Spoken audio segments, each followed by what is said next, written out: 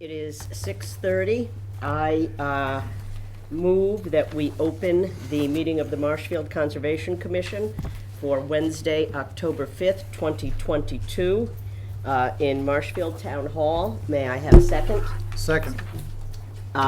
We are going to be proceeding with roll call vote as we have a commissioner who is participating remotely. So, Bert? Bert O'Donnell, yes. Joe? Joe Ring, yes. Yes. John? Susan? Susan Karen, yes. Dave, can you hear us? Yes, I can hear you. Can you hear me? Yes, I can. Dave Good, yes. Congratulations, Commissioner Good is Thank you remote very much. because his daughter was born on Monday, and he is in the hospital with his wife and daughter. That's great. So, thank you for joining us. That's huge. Thank you very much. Okay, we have the minutes of September 7th, 2022. Does anyone have additional comments or edits? Hearing none, I move that we approve the 9/7/22 minutes as amended. Second. Bert? Bert O'Donnell, yes. Joe? Joe Ring, yes. John? John O'Donnell, yes. Susan? Susan Karen, yes. Dave? Dave Good, yes. And I am a yes. 6:00. And secondly, I move that we vote to approve the 9/21/22 minutes unless anyone has an additional edit or amendment. Hearing none, may I have a second? Second. Bert? Abstain. I didn't get a chance to read those. Okay. Joe? Joe Ring, yes. John? John O'Donnell, yes. Susan? Susan Karen, yes. Dave? I abstain as well. I wasn't present for this. Okay, and I am a yes. Okay, so that's going to be, out of 6, that's going to be 4 yay, no nay, and 2 abstain, which is a total of 6. Okay. Before we begin, I will note we are still using a hybrid meeting form. In the event of technological failure, the meeting will continue here in the room, and the tape will be available for viewing afterwards. We're going to have some very tight protocol tonight. The applicants get 5 minutes. Mr. Grafton then gets 1 minute. Commissioner discussion goes for 10 minutes. We will then take public comment, new information only. If someone has already said or raised the point you want to raise, don't raise it again. We've got it. All comments from the audience are addressed to me as chair or to the hearing officer of whichever hearing is taking place. Okay. So, first up is our business items. We have no de minimis activities to vote on tonight. Our first business item is 1837 Ocean Street, SE 422992. This is a transformer installation. Bear with me, Craig, I'm getting set up. Let me get you what you need real quick. Then it'll be quicker after this. This, what are the We have slides? Mr. Russell. Yeah, he's here. Presentation. Yep. All right, then we go down to the second page. Hi, this is Fred Russell, Marshfield Facilities. Can you hear me okay? Yes, we can. Hello, Fred. Hi, sorry about that. Basically, the generator from the old police station, we wanted to repurpose that and put it at the library for a heating center and cooling center and a loss of normal power. Basically, we're gonna install a new power pole. We're supposed to install a power pole, underground conduits, 2 4-inch underground conduits over to a pad-mounted transformer and up to the wall to a NEMA 4X weather rated transfer switch. And then we're gonna put a pad and a generator adjacent to that pad mounted transformer for emergency standby power. That would be also wired into the transfer switch. So basically, the transfer switch would be looking for normal power. When normal power is lost, it would start the generator, automatically start the generator, and power the library electrical gear on the standby generator. Okay, real quick, can I show it, because he's not, real fast. There's a pole going here by Eversource, right here. And then there's a line underground, which would normally be a DMA utility policy item. The transformer is really what he's here for, it's a fill. And this is the final resting place where it is right here in this picture. Just want to disclose all that, because he's got a fill. Most of this is pretty straightforward, and seems like a de minimis activity. And there will also be bollards protecting the generator, correct? That is correct, yeah, the tank is double wall tank inside that black platform there, as you see in the picture. Okay. Any commissioner comment? Seems straightforward. I move that we vote to approve the installation of a transformer and bollards as a de minimis activity with special conditions. May I have a second? Second. Bert? Bert O'Donnell, yes. Joe? Joe Ring, yes. John? John O'Donnell, yes. Susan? Susan Karen, yes. Dave? Dave Good, yes. Oh, It was who? and I am a yes. So, Who was You second on are- that? Who was the second on that? Susan. Oh, Okay, Susan. right, so, that also could have been gone as a, just to save it as a, as-built item, it could have been closed out too. We'll just do with the de minimis to take care of it. Okay. All right, Mr. Russell, you are good to go. Fred, thank Great, you. thank you Thank very you. much, everybody, have a good night. Okay, next up is Mounce's Meadow, minor deviations to request for determination of applicability 2103. And who is here for this? My name's Lori Dolan, I'm the chair for the Agricultural Commission. We have other commission members here. This really is to clarify distribution of topsoil being removed from the work area of the drive parking area, which you can see there in a light solid gray. To be honest, when we designed this through CPC and brought it forward to Concom originally, we just didn't even think about the fact that soil has to come out for gravel to go in. And then we started to realize, wow, we gotta put it somewhere. And we found out it's good topsoil, it's good agricultural use product. And we thought it was absolutely criminal to have it taken off-site. So there's a couple of things we are having done with it, which would have wanted to do anyways for part of it. The plantings, which is along the bottom, you can see the little circles. We wanted to build that up just a little bit to give those plants a better root space. The other is to have a small berm that runs along the exact opposite side, along the top edge. That would just prevent any runoff going into the garden beds themselves. The rest of the soil from there, we would like to distribute to the garden beds as needed. It would range from 2 inches to 1.5 feet, something like that, of soil on different spaces depending on the height of the bed as it stands now.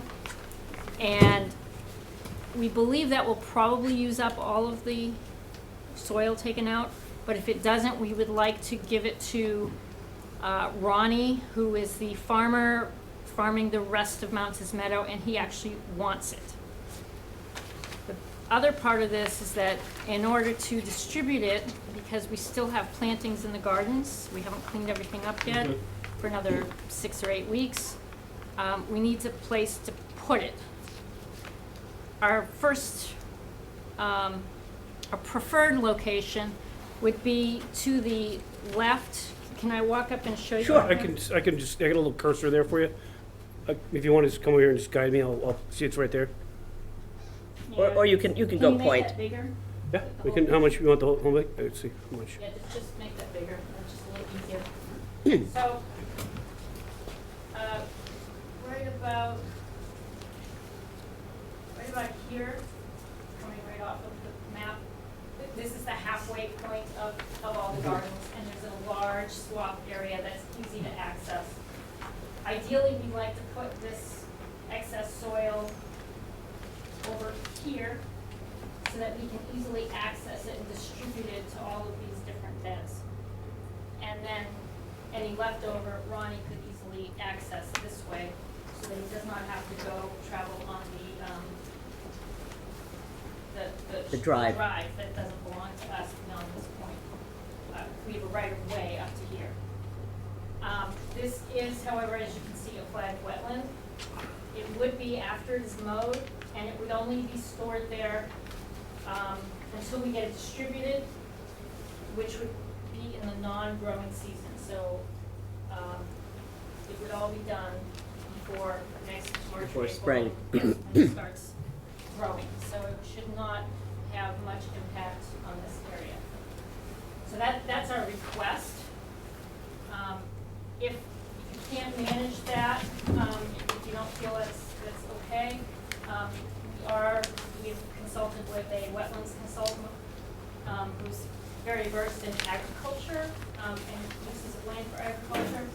And we could pile items here and here, and kind of have to makeshift, make a piece of this at a time and try to shuttle stuff around. It just would be much more difficult, and it would be more costly. We're trying to keep the cost down on this. This is a CPC project, so it's taxpayer money. The only other thing we wanted to do is tell you that we have made a selection on the plantings. It's spice bush, which runs 6 to 12 feet high, 6 to 12 feet wide, feeds the birds, it's got nice foliage. It's a native. It's native. And it's a What was native. the other word? Cultivar. It's a straight species. It's not a cultivar, it's not a nativar, and it's native to eastern North America from Maine to Florida, including Massachusetts. Lindera benzoin? Yes, it is. Okay. So, that covers all the items I wanted to bring up. So this is the parking lot as it's configured now, correct? Largely? It is, but it has no gravel in there. Right. It's just. So you're just turns putting into in a mud. gravel surface versus the dirt that's there now? Yes, How much dirt is gonna be offloaded? it's about 300 yards. 300 yards, okay. And in one point on the plan, it says it's going to be gravel, but there is another place that references recycled asphalt? Yes, I asked, that was kind of a surprise to me as well. I thought we would be purchasing crushed stone. It turns out that the recycled asphalt is detoxified prior to being used, and if you notice there's some kind of a, Binder. there's a number on there that tells you what it's supposed to mean, some spec it's supposed to mean. Okay, So I asked the conservation guy, Brad, he said that's actually considered fine. And we thought that was better than the other alternative they listed, which was crushed concrete, because that can become very dusty, and that would become a problem for both the gardeners and the neighbors. okay. Yeah, I was just asking about the asphalt because I know in some cases it can have heavy metals. But if it's been detoxified, I guess that would, That's what I've been told. that's what you're told. Okay. That's what we want, because we don't want any. No, obviously not. Any commissioner questions or discussion? No, I'm a little bit familiar with the site. I think the first proposal seems reasonable. That area that is flagged as wetlands, it's been, it's been mowed and, Yeah. it's previously disturbed. It's got agricultural exemption too. So that's okay there, and it's a temporary fill. Somebody might blow it up, but she's just been very clear and transparent about this. It's gonna go either in their fields or Ronnie's Or field. Tarani? Yep. And then on the topic of the binders, there's binders, sometimes these asphalt. The worry is if they leachate out. So if you get something, I think the commission's telling you pretty clear, don't let that have any leachate, you know? A leachate, Leachate, like a chemical that leaches. Just specifically ask them not to bring you that kind of product. The Okay. commission doesn't want it. And then just two things for disclosure, because they're trying to be transparent. They got neighbors they want to keep aware. The sign is moving slightly. It's no big thing, but I thought I'd bring it up. It's going down here. Who's moving the sign?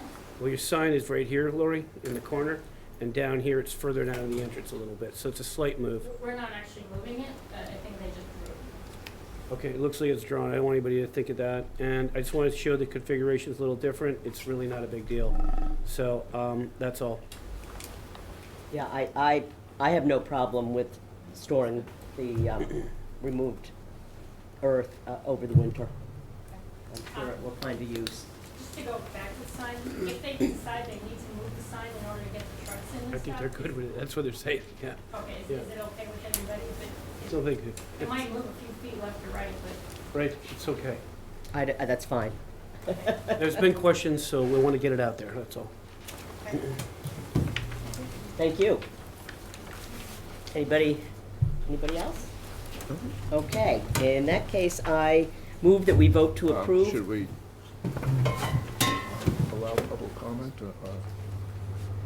There might be one or two neighbors that will speak on behalf, I don't know. Is there anyone here from the public that wants to speak on this? Okay. Hearing none, I move that we vote to approve the deviations, possible sign location, the new parking area, the temporary topsoil pile location on the adjacent wet field as de minimis activities consistent with the approved determination of applicability, DOA 2103. May I have a second? Second. Joe? Bert? Bert O'Donnell, yes. Joe? Joe Ring, yes. John? John O'Donnell, yes. Susan? Susan Karen, yes. Dave? Dave Good, yes. And I am a yes. 6-0, well done. Okay.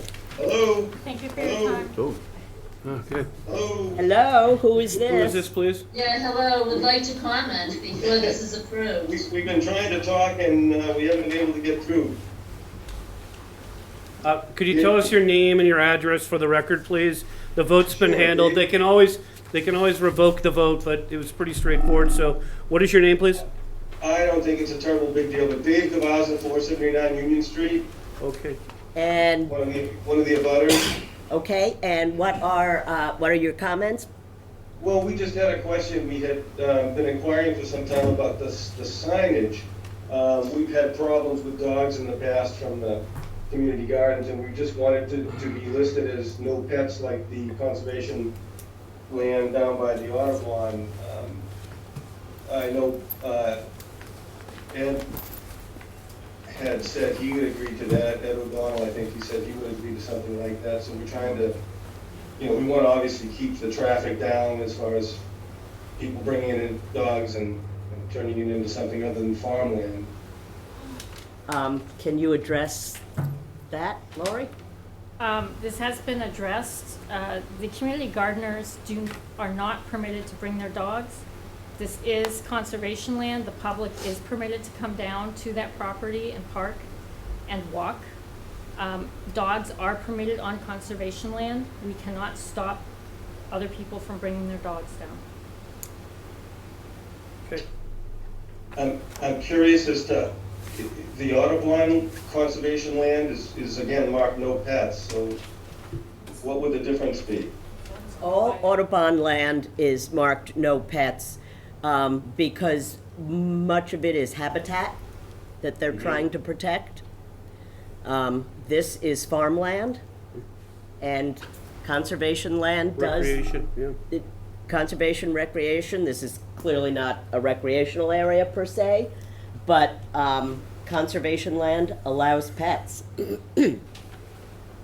So, for some years, people have been coming down to see the American woodcocks, and, I've lived here for about 50 years, and right in behind the land that abuts the tides and Muraski's, I've been, as a boy, caught turtles and, pollywogs and all kinds of stuff, so it's clearly wetland.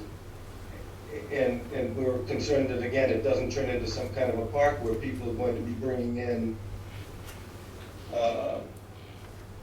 groups of people just for walking their dogs. So, again, if the conservation land that the Audubon people have is marked, I guess we're just trying to figure out why it can't be done here. I know the Stevensons they're not available tonight, but they want this also, as do other butters, so. How many dog walkers go down there just to walk their dogs? Well, we've had quite a few people over the past few years and had to call the dog officer a number of times. We had one person that was, I'm sure you're all aware, was pretty out of hand, a friend of Ed's. But again, if it's just for farming, we feel it should be kept that way, and a simple sign that says no pets, I think is a good idea. It's a one-lane driveway. Scott and Amy Stevenson wanted me to bring that up tonight. You know, there's issues of safety, you know, with all the extra traffic that would show up if people were trying to bring pets down here. It's a pretty important situation, I think. Okay, duly noted, duly noted. Thank you for that commentary. Just maybe I give one comment back. I think what Chair Hannafin's saying is this, is you have a nonprofit in Mass Audubon. They have select designated trails in some places near their sanctuary units, but they buy a lot of land. It's supposed to be strictly open space. They don't want trails. They don't want people hunting on them. They don't want pets on them. That's very different from this. This purpose is joint farming and recreation, and the conservation lands 21 rules and regulations apply to this. And I specifically talked to Lori Dolan, Annie Masad, and Ed Duane about that, and they're complying on their end. People can go down there and do that, but if they're acting unruly, that's different. Let us know, and we'll take care of that. But they can go down there as long as they're peaceable and they keep the animals on leashes. I'm not saying they should be bringing in, I don't know, just long story short, they can do that with a leash. Well, this was going to be my question. Can we say pets on leashes? Well, that's our conservation land. That is the It's- role you have to already. know. I mean, it's a, So it just comes under the same rules as all our other Exactly. conservation land, Conservation land, which is no unleashed dogs. well, right.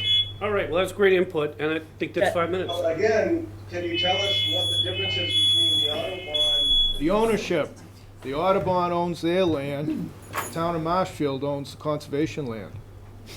That's the difference. Actually, ownership? Yes. Yeah, municipal versus nonprofit, but that's another story, so I guess that's it. Hi, this is Jamie Hutchinson. I'm in a butter as well. Can I speak for just a moment? Could we have your address, please? Yeah, I'm at 499 Union Street. 499 Union Street, okay then. Yeah, so the question that I would have, and I wonder if this is worth deferring this question until the next meeting, is that my understanding is that dogs are not allowed in the community garden. And you're saying that dogs are going to be allowed in the conservation area. There's one parking area. And I see this as a point of massive confusion in terms of how we separate out community gardeners who are not allowed to have pets in their cars or in the garden. That's part of the ground rules. And people who drive back there in this parking area and want to walk around the farmer's property and so forth. And so I'm not saying it can't be worked out, but I don't understand how you're going to separate out that confusion. And I would appreciate some clarification on that. If it needs to be studied and discussed at the next meeting, then I would be in favor of that. Lori, would you like to, It is strictly voluntary that the Agricultural Commission restricts dogs from the community garden. And it's not just because we don't want dogs there, it's, you don't want dogs defecating around your vegetables. You know, it's just, it's not healthy and safe. And if someone is working in the garden, we don't want them leaving their pet in the car because it might be too hot, because generally you're gardening in the summer. That's the only reason there's a difference. We have it in our rules, and all our gardeners, they sign a piece of paper that says that this is the rule, and they'll follow it. When we've had the occasional violation, we've brought it up to them and halted the problem. I understand that, and I appreciate that you've done that, and that it's voluntary. What I'm not understanding is how you separate out the community gardeners who are not allowed to have pets there from people who are going to be using the same parking area and who want to walk around the farmer's land and bring their pets. That's what I don't understand. Wouldn't the point be inside the fence and outside the fence? That would seem to me to be the delimiting factor. And the other thing is, the big picture is, you know, is the walking creating a big problem of the residents that come in? And if it is, you should contact the conservation office or the police. Well, we just want to make sure that we'll get a response from the conservation office. You because did. We're trying and we haven't Yeah. lately at all, so. Actually, you did, because I spent the last 60 days communicating with you, saying that there would be a solution, this is it, and get everything out there, because on top of this topic about I'd like to dogs, see the emails, Bill, because I haven't received much of anything. so I'm still talking, I think I have the floor, and I'd like to finish. Basically, I coordinated with the Marshfield Agricultural Committee. I suggested with them, we came up with a solution. They've got a newsletter to keep everybody on the same page on as many items as possible. They came forward because there were some misunderstandings about this bid document versus the approved plan. That's been cured, and now the dog issue is the last item. So I think we've done a great, big, huge leap forward as conservation. The commission's here to approve this, and I've asked you to reach me about dog issues in general, or the police. That's the pathway. Dave Cavazza, one last thing then. A short while ago, and forgive me, I'm not up on everybody's names there, but the woman had said clearly it's not a recreational area. And now you're talking about it as being a recreational area, so what's going on? Who said no recreation? It's I oh. said that. I may have misspoken. I mean, nobody's going to go down there to play soccer or anything. No, We have- it's not going to be like an organized recreation, if that's what you're thinking. Open space recreation is the purpose of many of the Concom lands. People go out there, they have a healthy walk, they do a variety of different things. They go down, they take a swim at the the Gogan dock and so on. So those are the recreations they're describing. Well, one last question then. Maybe just for good faith, why don't we just simply agree to post it? And let me ask you, is there a rule or a law or some kind of? It's on the website, okay? You can download it, as can anybody. We do have many people coming in asking us for trails and paths, and we give them that information too when they might need it. When everybody camps on our properties, the commission's properties, the same thing is also sent to them. So I think it's adequately posted. We'd need quite a lot of money to survey the property and actually do what you're asking, purchase the equipment, purchase the materials in order to post it. And that would then mean we'd have to do every single property, and there are 3,000 acres under Concom. So it takes a community to cooperate, and so I'm asking that you reach out to me when there's a dog issue, which is egregious. Not every one of them's egregious, we know the difference, and let me know. If I don't respond, then you can go to the police. The police will call me, we'll coordinate an approach. I've done it many times, I've solved many problems with the commission. All right, I think it's 5 minutes, Craig. Okay, I'm going to close down discussion on this. We have voted. The vote stands. Thank you for your comments. The delineation for dogs is the garden. No dogs in the garden. Dogs on leash outside of the garden. If you have issues, as Bill said, call the conservation office or the dog officer. Police, yeah, and please just have a little, just when it's the problem, let us know when the problems hit, we'll help you, okay? Thank you so much. All right, B4. E4, Red Gold Farm, Right. SE 422960, the deed restriction ratification. And would you like to address this? This was your, Yeah, I know. This was. Yeah, right. So, I think Kevin Seelan's here somewhere, right? Are you? Kevin is. Ah, good. Yeah. Kevin, see, now you're okay, right? Are you worried about me? so we have a deed restriction, a two-page deed restriction, and I am seeing that now. Did you have an opportunity to? I looked at it quickly, and we got comments from town council that were favorable. Yes, these were approved by the town council. What happened was there was an original deed restriction. The pink areas that are being shown clearly right now are riverfront, and they need to be protected with a deed restriction that was worked through with town council and Mass DEP. and Kevin Seeland's attorney. This is an amended and restated declaration because there was something else recorded previously, and this is going to be the primary. This clearly specifies in paragraphs 1 and 3, this required language, 310 CMR 10.584C2B6, all right, which references the requirements for deed restrictions. And if the commission accepts this, then they will record it, and they will fulfill another item on the special conditions that were approved by the commission only last May. How'd I do, Kevin? Do Great. you have anything else you want to add, Kevin? No, not really, that's about it. It was really, we started off with the wrong format, and it just was incorrect. So this completely clears it up. Paragraph 2 gets into detail how it replaces the other one, and I'll record it immediately. Okay, so what can I address? Sure. Mr. Seeland? So this replaces something that was just written previous, like within the time we've been deliberating on this. It wasn't something Yes. that existed previous. That's right. So it's just a correction to, Yeah, it's an amendment. Something was done like the last couple of weeks. I just want to make sure it wasn't something that existed from years ago. And it's all been in the Google Drive, the letter, the email from town council. Joe was on that email, Kevin was on that email, and Greg DeCesar was on that email from Mass DEP. In addition, the language that got corrected came from Kevin's attorney, one other party, his son Brian, and me, and I think Greg Guillemot and Karen Horn were on it, but I don't remember. And that was shipped through to town council. We just want to make sure that all the parties were connecting. And sometimes the wheels don't sync up too well, so that's where I step in and made it happen for everybody. Any other commissioner comment? Take public comment.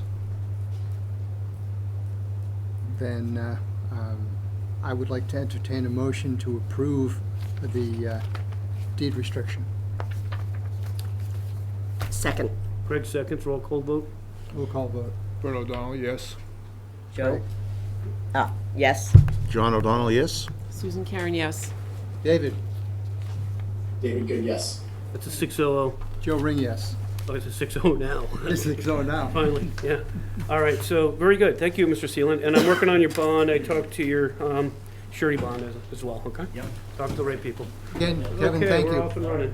Have a good day. B10 Cutter. Okay, this one is South Street Cutter, SE 42 2915. Is Mr. Cutter in the audience or on? Yeah, I'm here. Okay, Great, I hello. wasn't sure. Okay, gotcha. So, we had some structures under the building that were not permitted by conservation, and I believe you have been working with the building commissioner also. Can you tell us where things stand now? Yeah, so the permit, was paid for, kinda came to terms with the building commissioner that the enclosure that was encompassing my pipes, that's coming down. Probably about 25% through right now. It's just a bit of a process. And then the only other, I guess, point of contention was the privacy panels that we have on the roadside. It's just slats, about a 12-foot section. They're spaced out by an inch. So I believe that between the building commission and the conservation commission that the request is for those to be removed, and me and my wife have just kind of asked what we can put in there in lieu of. We have 2 dogs and a 2 and a 4-year-old, just to kind of prevent any catastrophic accident from someone running into the road, because we're about 5 feet from it. Other than that, everything has been moving along pretty good. I'm afraid the answer to what you can put under there is nothing. Does, Yeah, that's what the building commissioner. I'm sorry, I understand your concern, but that has to be an open area. There can be no obstructions from the conservation perspective and also from the building commissioner's perspective. Okay, so if not under the house, then if I just put it outside of the house then as just a normal standard fence, then would that be acceptable? You have to talk to the building commissioner. The commission doesn't have siding issues. A And fence might be different. If you though. were to put a fence, you would have to come for conservation permitting. That is correct. I can't guarantee what, would be decided on that. You're in coastal dune in a flood zone, and that you just have to be able to have storm surge pass right through there. Sure, yeah, no, I understand. On the original project notes that we submitted on this plan, it was approved under number 4 that privacy panels were allowed as a condition, which is why we put them up. I don't believe that was part of the conservation. It might have been on the site plan that was approved, but the commission doesn't have the control over the siding. So if that's an oversight, that's an oversight. I believe, looking back on it, I recall that now. However, I'm just looking at a different property, Mr. Cutter. It's real quick, Chair Hannafin, if that's okay. We have a generator coming up in a VE flood zone on Bay Ave, and they're being told that their fence needs to have breakaway panels. So you work with the building commissioner and sort that out, and then you may be able to get a privacy panel that's got breakaway capacity.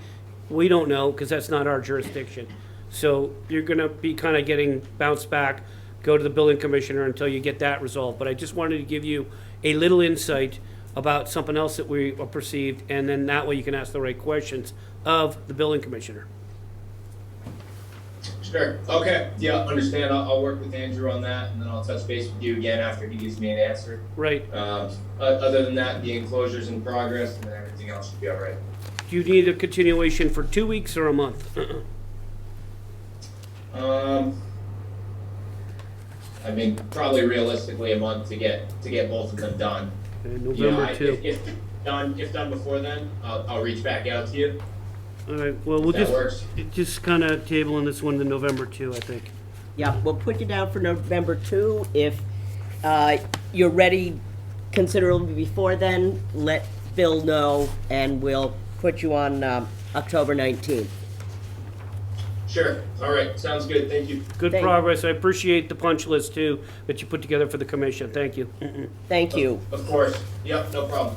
So I move that we vote to table this discussion to the November 2nd, 2022 Commission public meeting to allow the applicant and consultant time to provide a revised site plan and memo detailing any deviations, especially to the subsurface affecting the approved impervious areas. May I have a second? Second. Bert? Bert O'Donnell, yes. Joe? Joe Ring, yes. John John? O'Donnell, yes. Susan? Susan Karen, yes. And Dave? Dave Good, yes. And I'm a yes. Okay, that concludes the business items. I'm going to read the continuations. 76 Carolyn Circle, SE 42 2950. The applicant will continue to the October 19th meeting based on the need to respond to town council's opinion on the Myers property. May I have a second? Second. Bert? Bert O'Donnell, yes. Joe? Joe Ring, yes. John? John O'Donnell, yes. Susan? Susan Karen, yes. Dave? Dave Good, yes. And I am a yes. 274 Foster Ave, SE 42 2958. Applicant is requesting a continuation to October 19th. May I have a second? Second. Bert? Bert O'Donnell, yes. Joe? Joe Ring, yes. John? John O'Donnell, yes. Susan? Susan Karen, yes. Dave? Dave Good, yes. And I'm a yes. 1184 Ferry Street, SE 42 2989. Requesting a continuation to 10/19/22. I move that we vote to continue that. May I have a second? Second. Bert? Bert O'Donnell, yes. Joe? Joe Ring, yes. John? John O'Donnell, yes. Susan? Susan Karen, yes. Dave? Dave Good, yes. And I'm a yes. 1203 Ferry Street, SE 42 2988. Requesting a continuation to 10/19/2022. I move that we continue to that date. May I have a second? Second. Bert? Bert O'Donnell, yes. Joe? Joe Ring, yes. John? John O'Donnell, yes. Susan? Susan Karen, yes. Dave? Dave Good, yes. And I am a yes. 66 Edmund Road, SE 42 2999. I move that we vote to continue to the 10/19/2022 public meeting. May I have a second? Second. Okay, it's Susan. Mix it up. Susan? Yes. John? John O'Donnell, yes. Joe? Joe Ring, yes. Bert? O'Donnell, yes. Dave?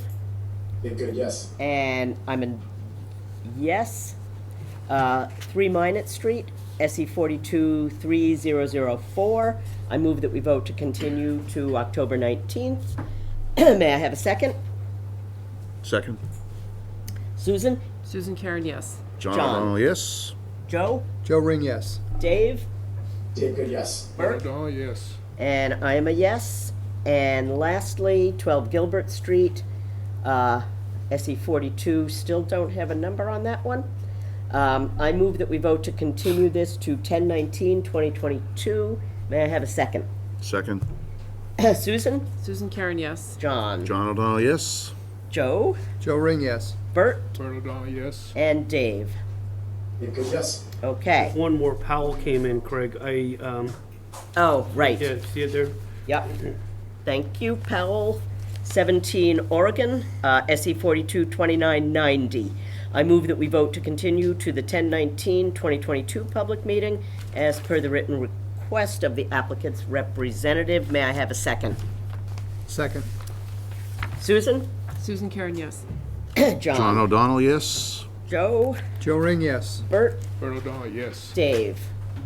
Dave Good, yes. And I am a yes. Okay, that completes the continuations.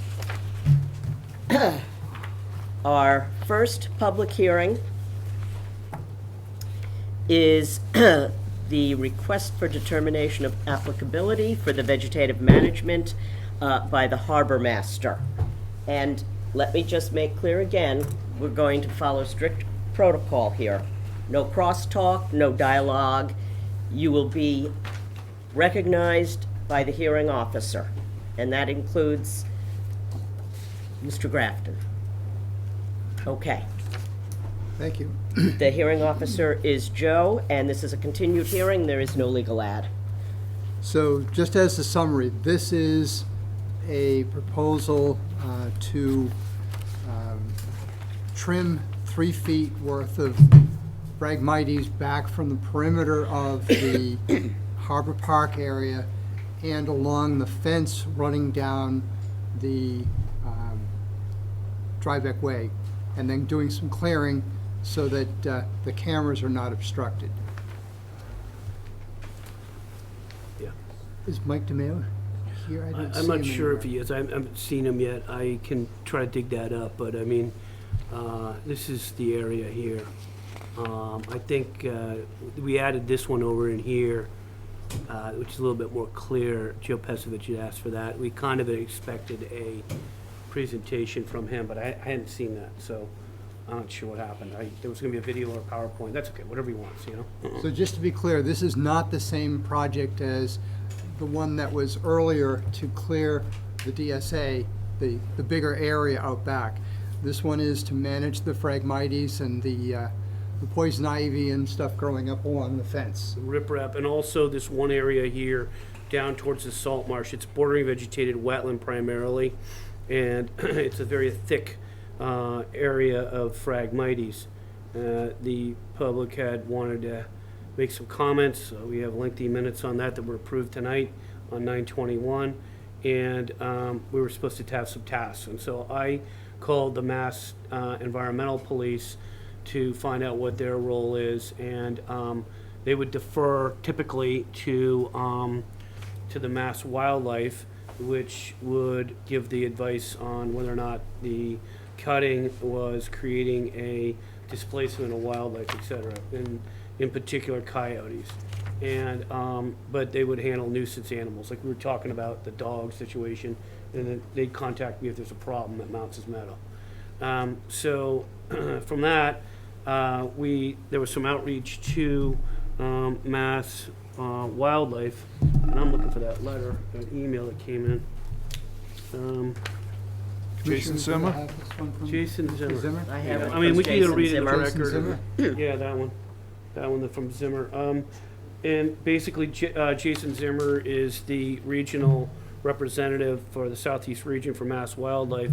And to paraphrase, but we can provide the information, the coyotes range extensively, and a lot of that has to do with whether or not they're rearing, juveniles and youth, young pups, whether or not they're in winter mode and different food sources, et cetera. But they're highly mobile, and so they're not limited to a small area. So the fact that they move around is not uncommon. And so the cutting of this particular area, this amount of Phragmites, et cetera, and other plants, I'm just trying to paraphrase it, here around the harbor walk area, these trees that are being cut here slightly, the small amount of Phragmites here, there's some sumac down in here. Additionally, up along the Joseph Drybeck Way, it would not have a discernible, was the word he said, would not have a discernible impact on displacing the coyotes and the other wildlife. So, I mean, that's it in a paraphrase. I'll find out where Mike is. Is he here? No, I don't see him. Okay. So, I mean, that letter can be made available as public record. That's fine, but that was a pretty statistical bit of information put together in one place. I think it'd be good data maybe to add into sort of the DSA packet that's out there. There's like 60 megabytes now, so we could add another couple kilobytes to it maybe. Okay, so I propose some public comment, because this was a good subject of conversation last time.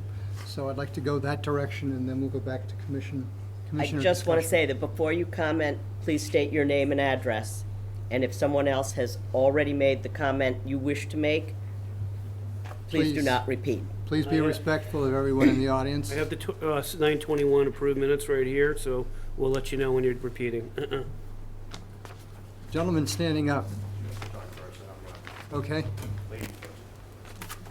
Hi, Diane Jordan, 15 Bancroft Street. So first of all, I want to just thank the commission for the meeting last time. That for the most part, most of the members were very empathetic and respectful of our concerns. And it's typical that Marshfield residents don't often find that happening at these, not necessarily conservation, but these types of board meetings. So definitely gave you credit for that and put it out on Facebook and really appreciated it. Okay, so I have this, I'm not gonna obviously read this whole thing, but I gave it to you guys for your reference.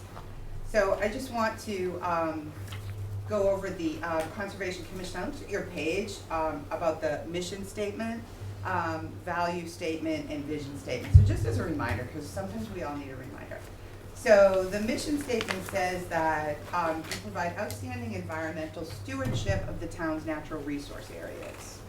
The value statement says you fairly address the concerns of the citizens and apply sound environmental principles and have a connection to the people and environment of the town. And your vision statement said that Marshfield is sustained by the wise conservation and protection of its natural resource areas. So just as a reminder on that. So with regard to the vegetation management, if the harbor master really desires to manage this vegetation, he's doing it wrong.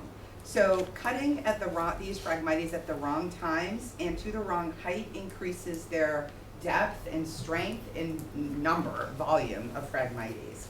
So if you these, by the way, are all sourced. There's links here in case you want to read these pieces. So a few highlights of proper protocol are that it has to be a long-term comprehensive management plan, and that after you cut them, the best time to cut them is mid-July to a very specific height, and then apply herbicide to them.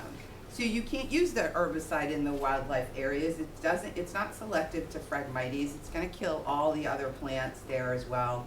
And then there's wildlife, fish and everything that are going to be exposed to that as well.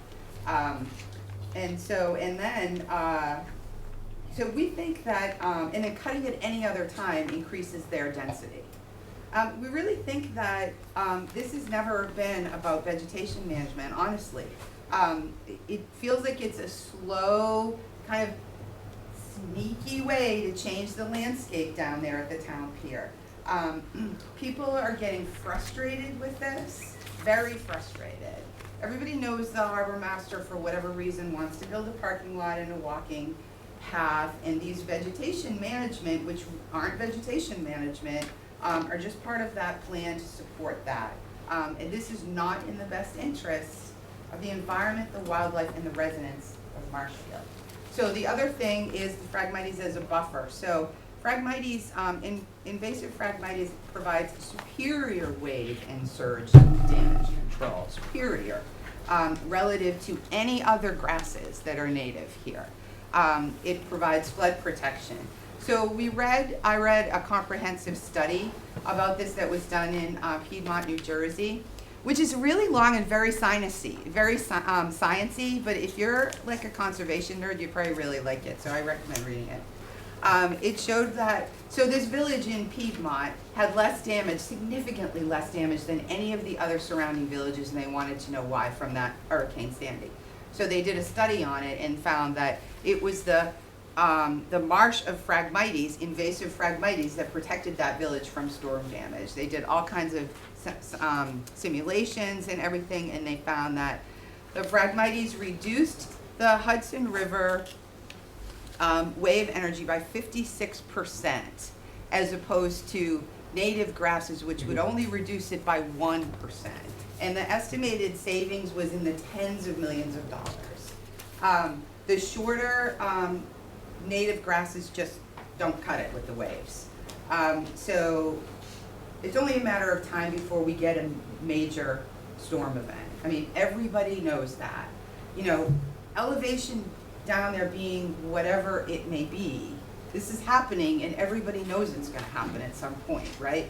So mowing out the Harbor Park area, cutting it, trimming it, the DSA, any of that, it's a very irresponsible waste of the protection that we currently have there.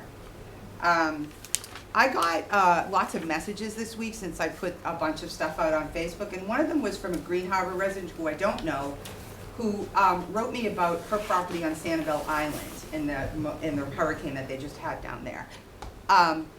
They had so her property on Sanibel Island, three properties in a row, got significantly less, she sent me pictures which weren't really clear, significantly less damage on her properties than the properties that are right next door. Everything's built the same, they're all on stilts, they're all built at the same time, except those three properties, her and her two neighbors, after Hurricane Charlie, they put in tons of vegetation in front of their properties. And so they didn't have the storm surge damage that the neighbors right next door had. There's messages, the Diane, if I messages may are in point here. out, we're trying to hold to the 5 minutes. Okay, I'm going as fast as I can. You got about, I'm going as you're fast at your, as I can. you're at your limit, though. I'm going as fast as I can, please. One more okay? minute, please. So there's a message here from a geologist saying that they noticed that the surge damage where it tracks out directly followed where there were paths cut in the vegetation and the dunes.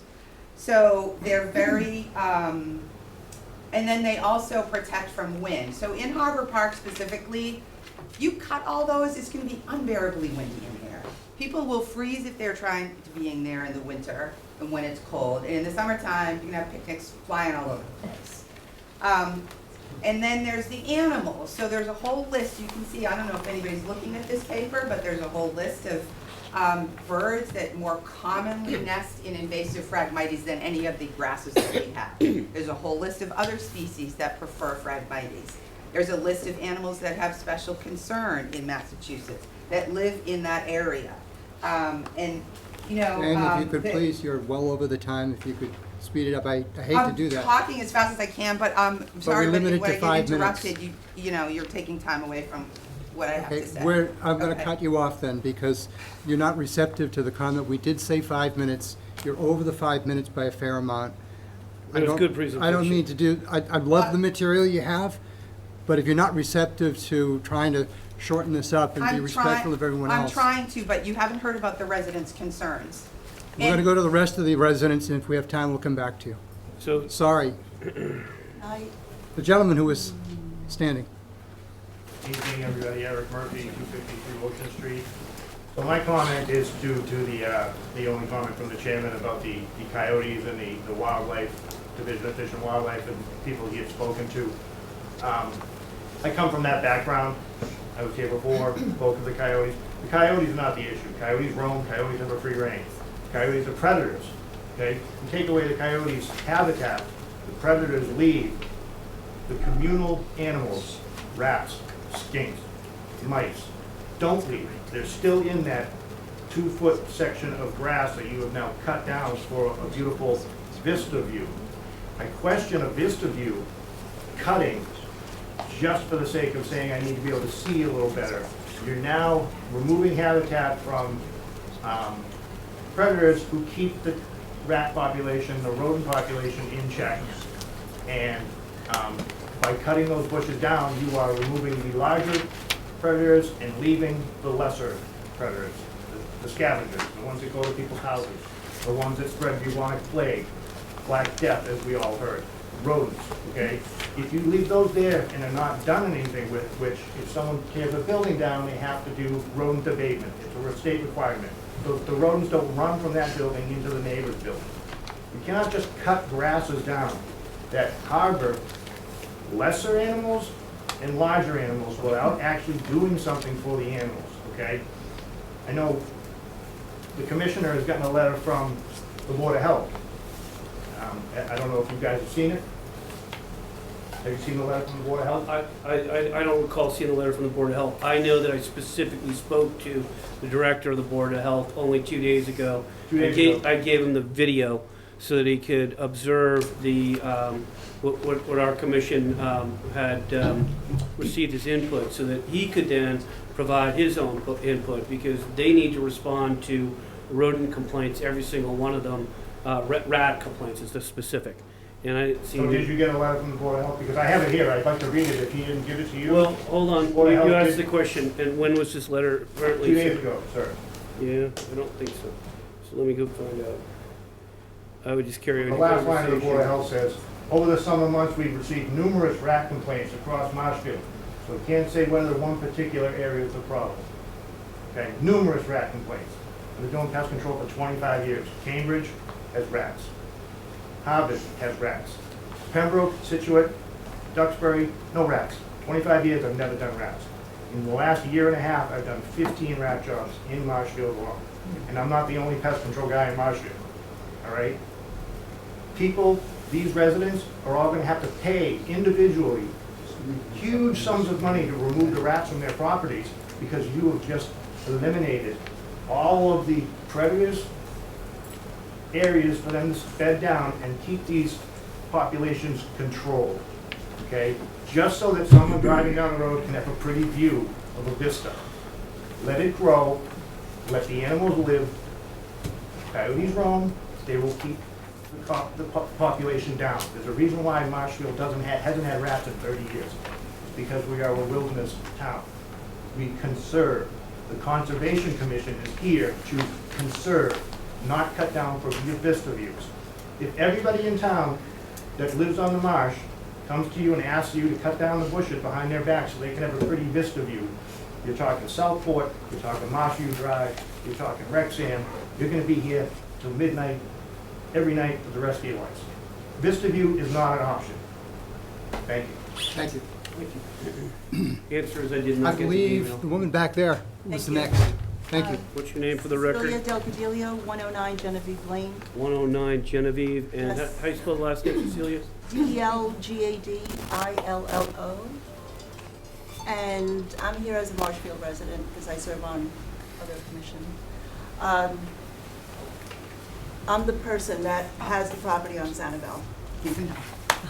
She didn't know that. I didn't know. So I'm just gonna, if I may, just give you an idea of why I reached out to her. Because the property that I belong to, it's 2 HOAs, 1 property. One HOA, we're divided by the pool area. Basically, that's it. So it's waterfront. one HOA decided that they wanted to have a beautiful lawn to play volleyball, and it meanders into the beach. Beautiful area, it's kind of like a timeshare, it's an interval situation. Thanks. My HOA, we decided that we're going to build up the mangroves. This was after Hurricane Charlie.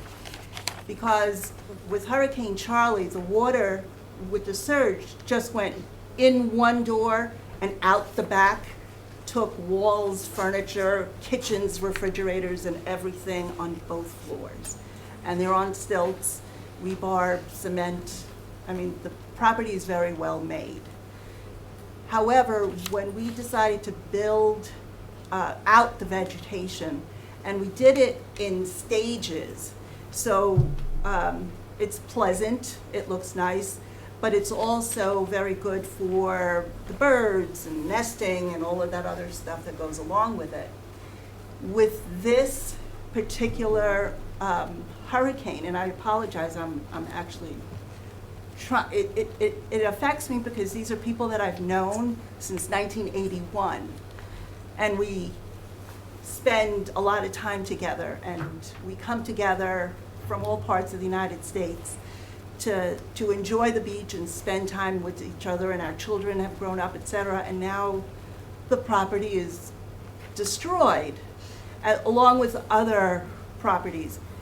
However, the one side that had the lawns, they won't be back at least for a year, at least, and it has to be completely rebuilt.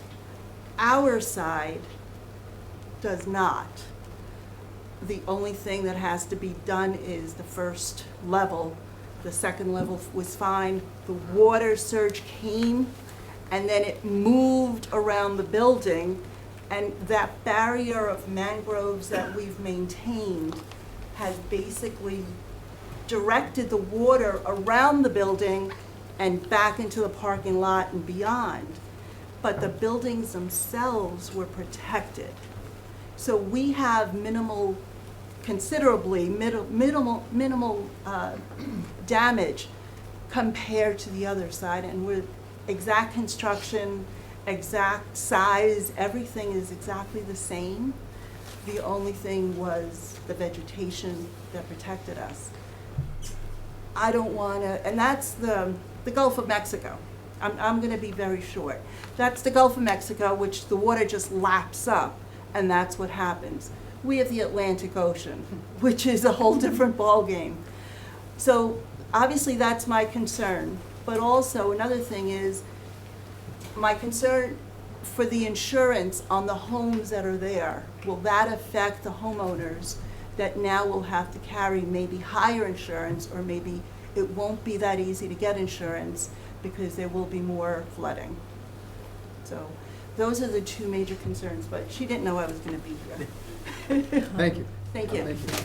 I'm sorry about your house. I'm Yes. glad it's in as good shape as it could be. Yeah. I'm sorry? I'm sorry about your house in Sanibel. Oh. I'm glad it is in as good shape as It's- it can be. Yes, thank you. Thank you. Woman in the front.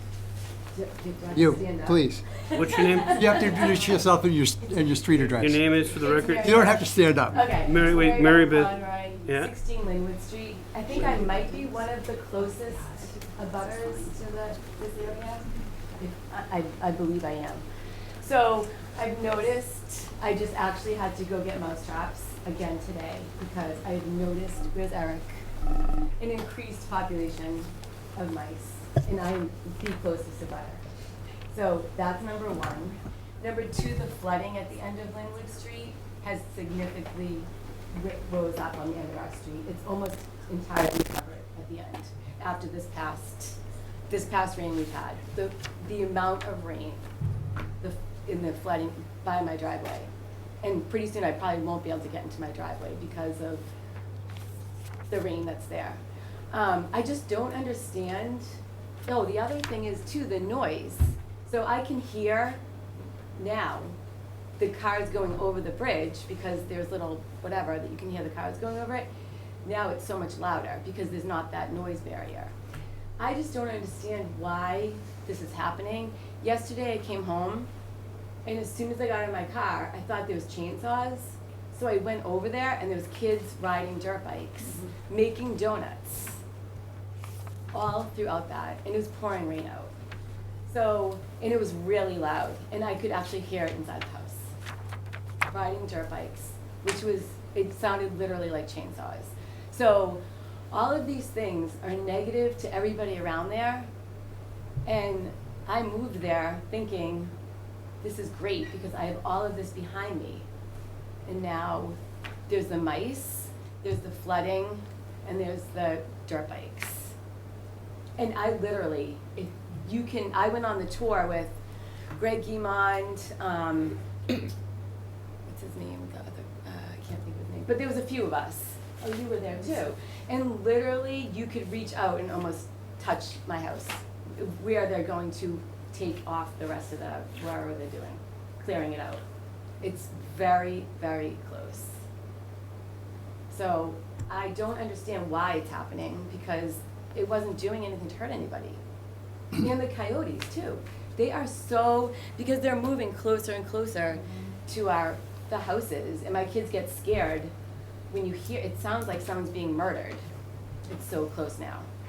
My question is, why why take all of that out of there when it was doing so much good? So I think Between that the with, flooding and everything, I just don't there's understand kind of a slight difference in some of these things, I believe. One, we're talking about a lot of the conversation is about the DSA, which was already cleared. That's probably the area that made the noise. This request is to trim around the fence and around the perimeter of the lawn area at the Harbor Park. But it was cleared a while ago, but then it was growing back, and then it was cleared, that whole area was cleared again. He's asking to clean it back 3 feet, Bill? No, it's whatever the distance is here. See up here? This area here, we put this up because Joe Pesovich thought it was more clear, so we did that. But this is just a sketch because this is an RDA. We thought this would be relatively straightforward. This tree needs to be cleared here, so line of sight, a little bit over here, along the this area here, Phragmites, sumac, etc., in here, and then up towards where it meets Carswell. So it's basically in the outer perimeter, and it's not the larger area you're talking about where the kids were probably doing the donuts and everything. That's on the opposite side of the Harbor Park, over in here, and that's not in question today. So where I'm talking about, where my house is, that's all, where they wanted to do the parking lot. That's different from this. Okay, but so that's all gonna be allowed to grow back in because it was cut recently? That's a separate permit, and that's not got anything to do with this. It's separate. It is. Oh, this Yeah. is Harbor Park. This is Harbor Park, and No, but I mean, it's important you know that. I mean, it's, no, you gotta get to know the details. So there's there's an area here, there's a fringe that you can see along the, right down here. Yeah. Around here. So Okay. that area, right up to Carswell. I don't have everything, it's just, we don't have the most sophisticated tools. There's some sumac here that's in the way of line of sight. There's a teeny little bit over here because people are walking, they might get clipped by cars. Oh, okay. Makes sense to open it up so people don't get hurt, right? And then this area here is primarily Phragmites Yep. and sumac, and more of it over here. And it's a very thin layer. It's not hugely, thick, but it's not 3 feet. It's a little further here. Some spots is 3 feet. I got it. All right, so that's a totally different thing. Okay, but it's we good. think so, but it's good worthwhile testimony. hearing your Good job. comments. Thank you. Thanks. The gentleman behind you. Hi, Walter Graney, 95 Old Bond Path. Okay, 95 Old Barn. I got that. Last name is? Graney. Walter. G-R. E-A-N-E-Y. Got it. Thank you. Question on the tree there that you're on the left hand. This one? Yeah. The lighter side, yeah. Is that in wetlands? Do you know? So, see this right here, the green lines, okay? It's a little tough to see. The green lines on this plan are the wetlands that are flagged and approved under the orders and conditions for the DSA. They did this whole area so that we would have it if we ever needed it. It's just a better way to do the whole area. And so the blue lines are what's called buffer zones, okay? And this one right here that I've got the line on is the 100-foot buffer zone. So that tree is, that clump is somewhere about, looks like about 65 feet away from the wetlands. which is an area where a lot of towns would be like, you're fine, you can go do whatever you want. But we treat it pretty strictly, and we get a permit, so that's how we handle it. Was to determine if it's in the wetlands, what type of analysis do you do? So a qualified wetland scientist went out and did that. And they, of somebody who's done filing before, has experience, knows what they're doing. There are these people out there. Some have a professional wetland scientist certificate, some have got the experience, they've done this forever. There are people that know a ton of stuff, and they might not have anything other than experience, but they got the skill sets. We have people like that. They know the plants, they know the soils, and they know the hydrology. And so they're the experts that go out and do it. We directly stay away from it as staff here, so we don't confuse matters and say, oh, we're giving you a favorable line or an unfavorable line. It's not to be done. And the only parties that can approve a wetland line are the 7 commissioners here, or their counterparts, whenever they're here, the Mass DEP, or the USACE. That's it. So is it fair to say that soil analysis is done? There's a lot of wetlands and uplands all the way down on either side of the road. There's a lot of, go ahead. Yeah, right now. Is it fair to say that soil analysis has been done in any town property down there? So that's a mixed question, okay? So in this particular case, this flagging was used and drawn from the DSA for the purposes of having a wetland line only. As far as the soil sampling that's going on in the DSA, which is a separate issue, that's being handled separately, and there's no research for any, in this project right now, there's nothing on contamination, soil, porosity, etc., nothing like that. We're using an old wetland line that was previously approved, which would be applicable for this project, or you, or anybody here who might come in. We use the older lines on RDAs. On an NOI, we require a new line. They're drawing from the old order of conditions NOI to utilize the wetland line, and that's how it's established. Just so that you're having a baseline of the old wetlands line, yeah, was that determined by a soil analysis? I did not get data sheets from what I recall, but if we wanted data sheets, we'd get them. Recently, we've been asking for data sheets on a number of properties because they're in coastal dune environments, and we want that to be available. It is not mandatory on an RDA like this, or even in all NOIs, to have a data sheet. If the commission has questions, because the staff has questions, data sheets would be the immediate thing that they should ask for, if not, they're not automatically submitted. The commission does not automatically require soil data sheets or test plot data sheets. It is helpful information, but it's not always necessary. This is a pretty straightforward wetland delineation line. In this case of the cemetery, I moved about 35 lines. I walked. We don't need to discuss the cemetery. We're not talking about the cemetery. We understand it's... The answer is Yeah. that probably this was delineated using vegetation, but was a specific soil analysis done right there? Well, my point is that if you're establishing a wetlands line and you're doing it by vegetation, I've done real estate development. That's okay. Many places. Chapter 505 allows the And you're using the old line. Wetlands vegetation can be, some can be uplands, the same can be in wetlands. So you'd agree with that, I would think. Yeah, they migrate. We That's are true. good with a line for 3 years. But my point is still the same. If you're determining the baseline using vegetation, and vegetation can be uplands or wetlands, the same plants, wouldn't you default to soil analysis to see if you are working in the wetlands? Negatory. So what you do No. is this. I will give No. you the answer if you let me, okay? Chapter 505 says 50%, it's based on plants with the town.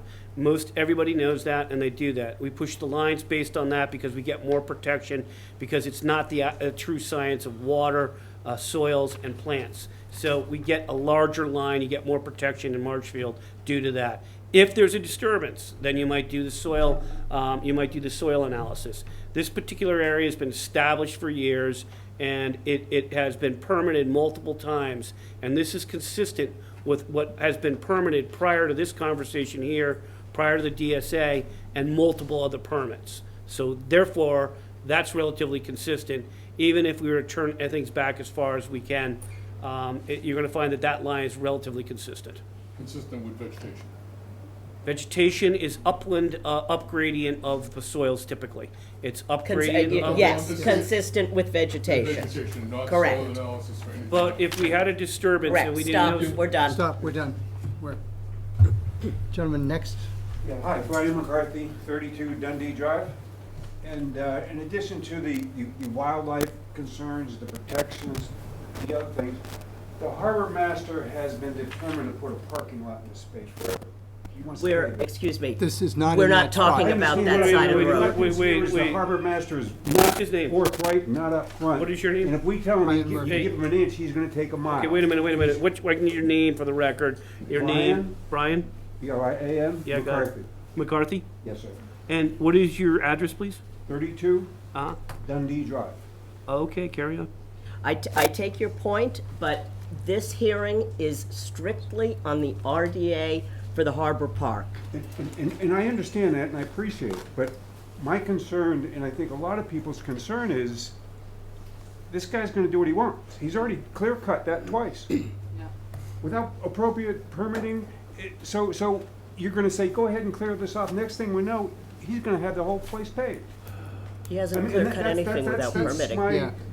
I No, don't trust. No, he hasn't. everything that has been done has been fully permitted. There's 60 megabytes of stuff on the website. But suddenly this was an issue last year, it was a parking lot. Now it's a nature trail. No, that's We're not gonna- being, I'm sorry, that's a that's not separate being issue. discussed tonight. Yeah. Okay.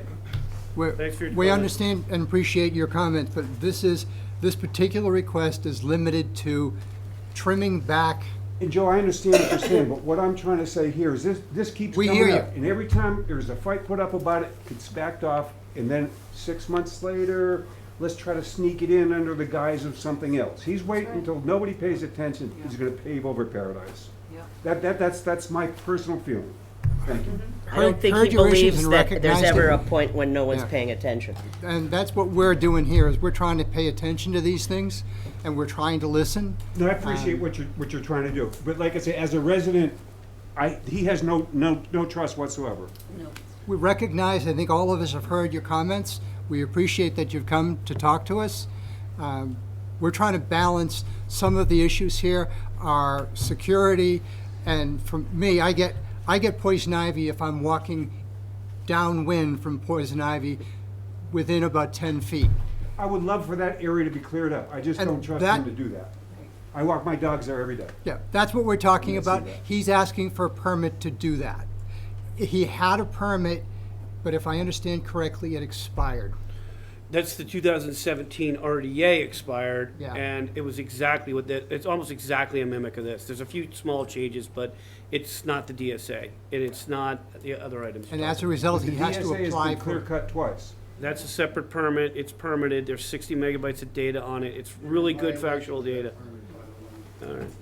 Can we wait till we get to you, sir? No, okay, Joe is, Where, the woman behind Walter. Hi, how are you? Your Thank name you is? for having us tonight, and thank you for postponing and What is your giving us name? a Yep. second And chance. your My name address? is Madeline Daly Yeah, Daly. from 18 Bradford Street. Okay, welcome. Thank you. So I'm just gonna go over a handful of comments that we put together. We conducted a poll on the Marshfield Facebook pages for just 24 hours. So we didn't take the data for anything longer than the 24 hours because we just wanted to see what the feelings were out there. So we got 165 no's to the objecting of clearing the space down in the Harbor Park for a what is it, just a plain view? They don't want that. They want to keep it, vista was the word you used.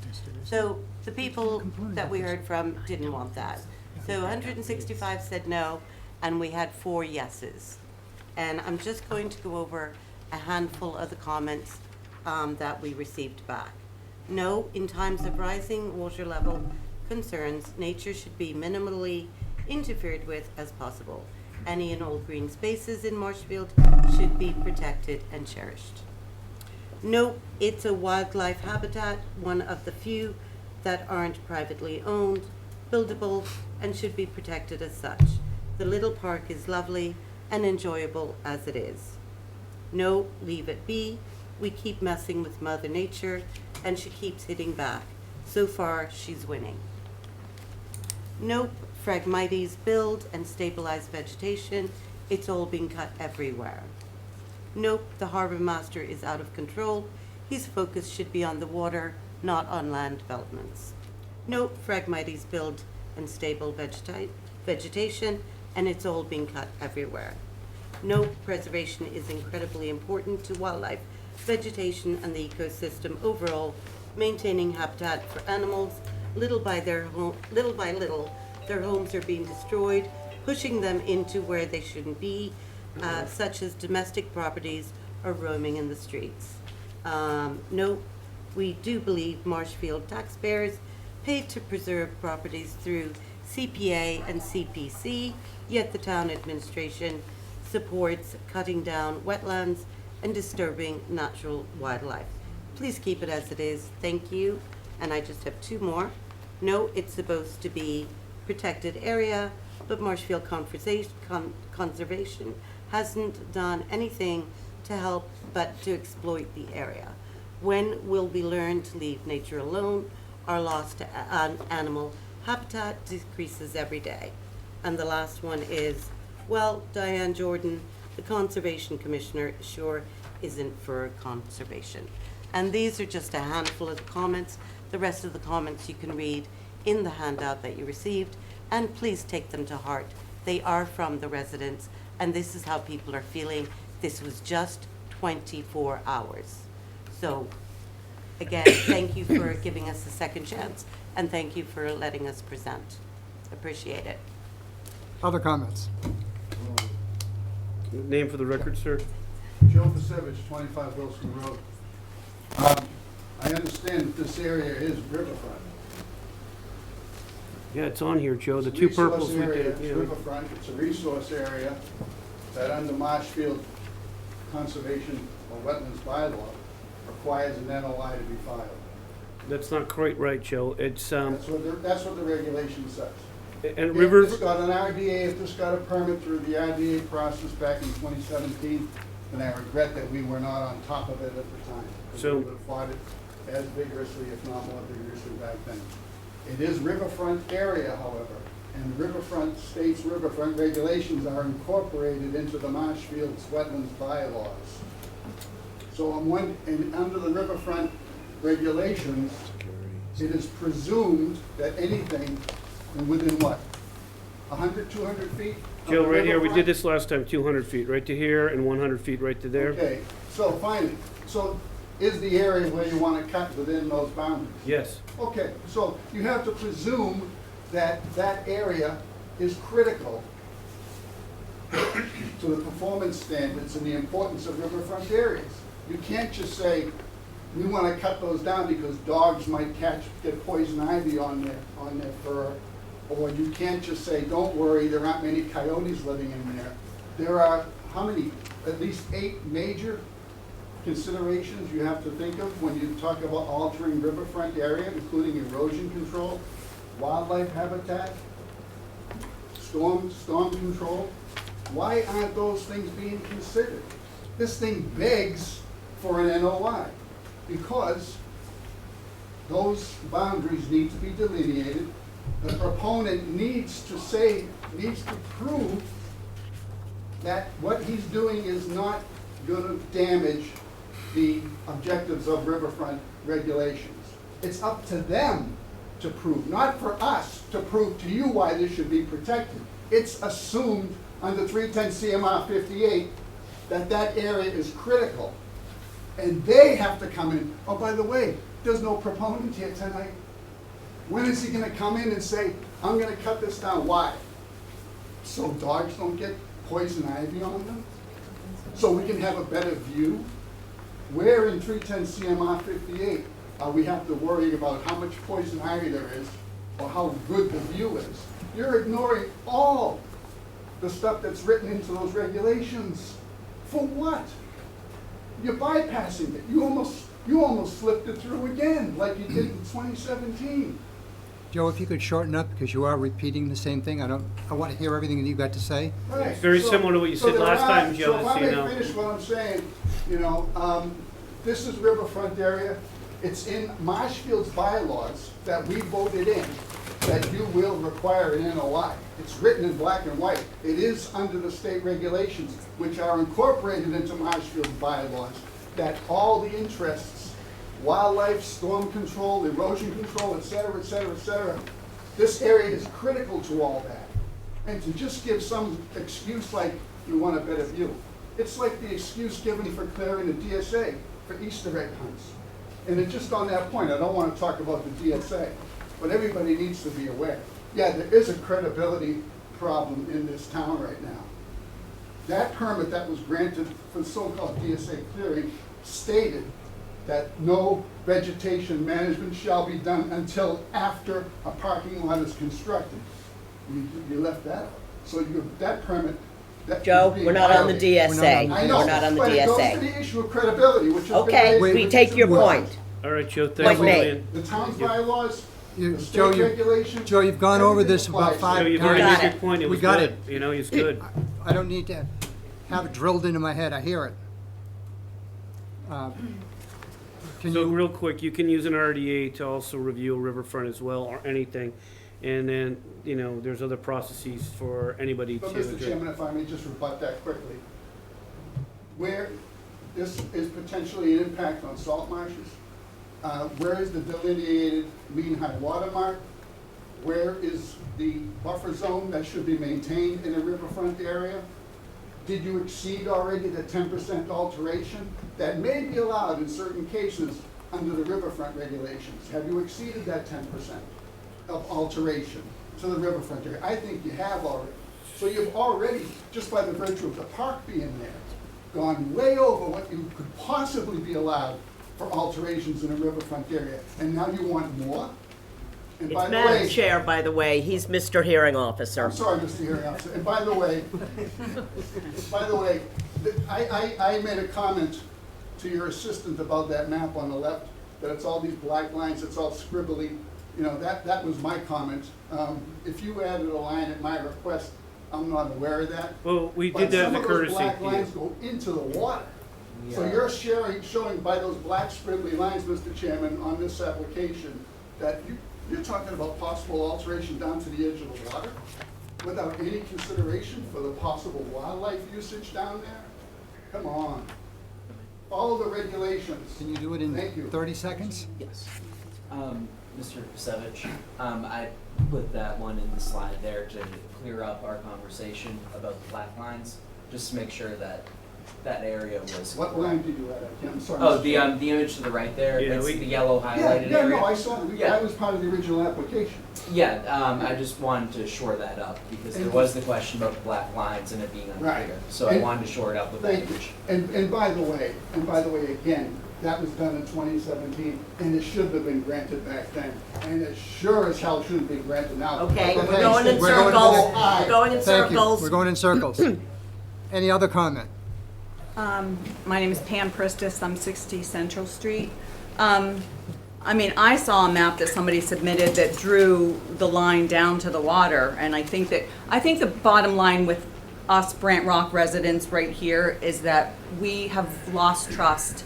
When I see DeMayo's name, we all get worried because I've driven home and see the land cleared, and we are afraid. He's asking, it sounds like it's just some minor grooming. It's only trimming so that people can have a view. It sounds like it's a benign thing, but we don't trust because we have been completely blindsided with things that have been given permission. And we don't trust him, and he's asking for 3 feet.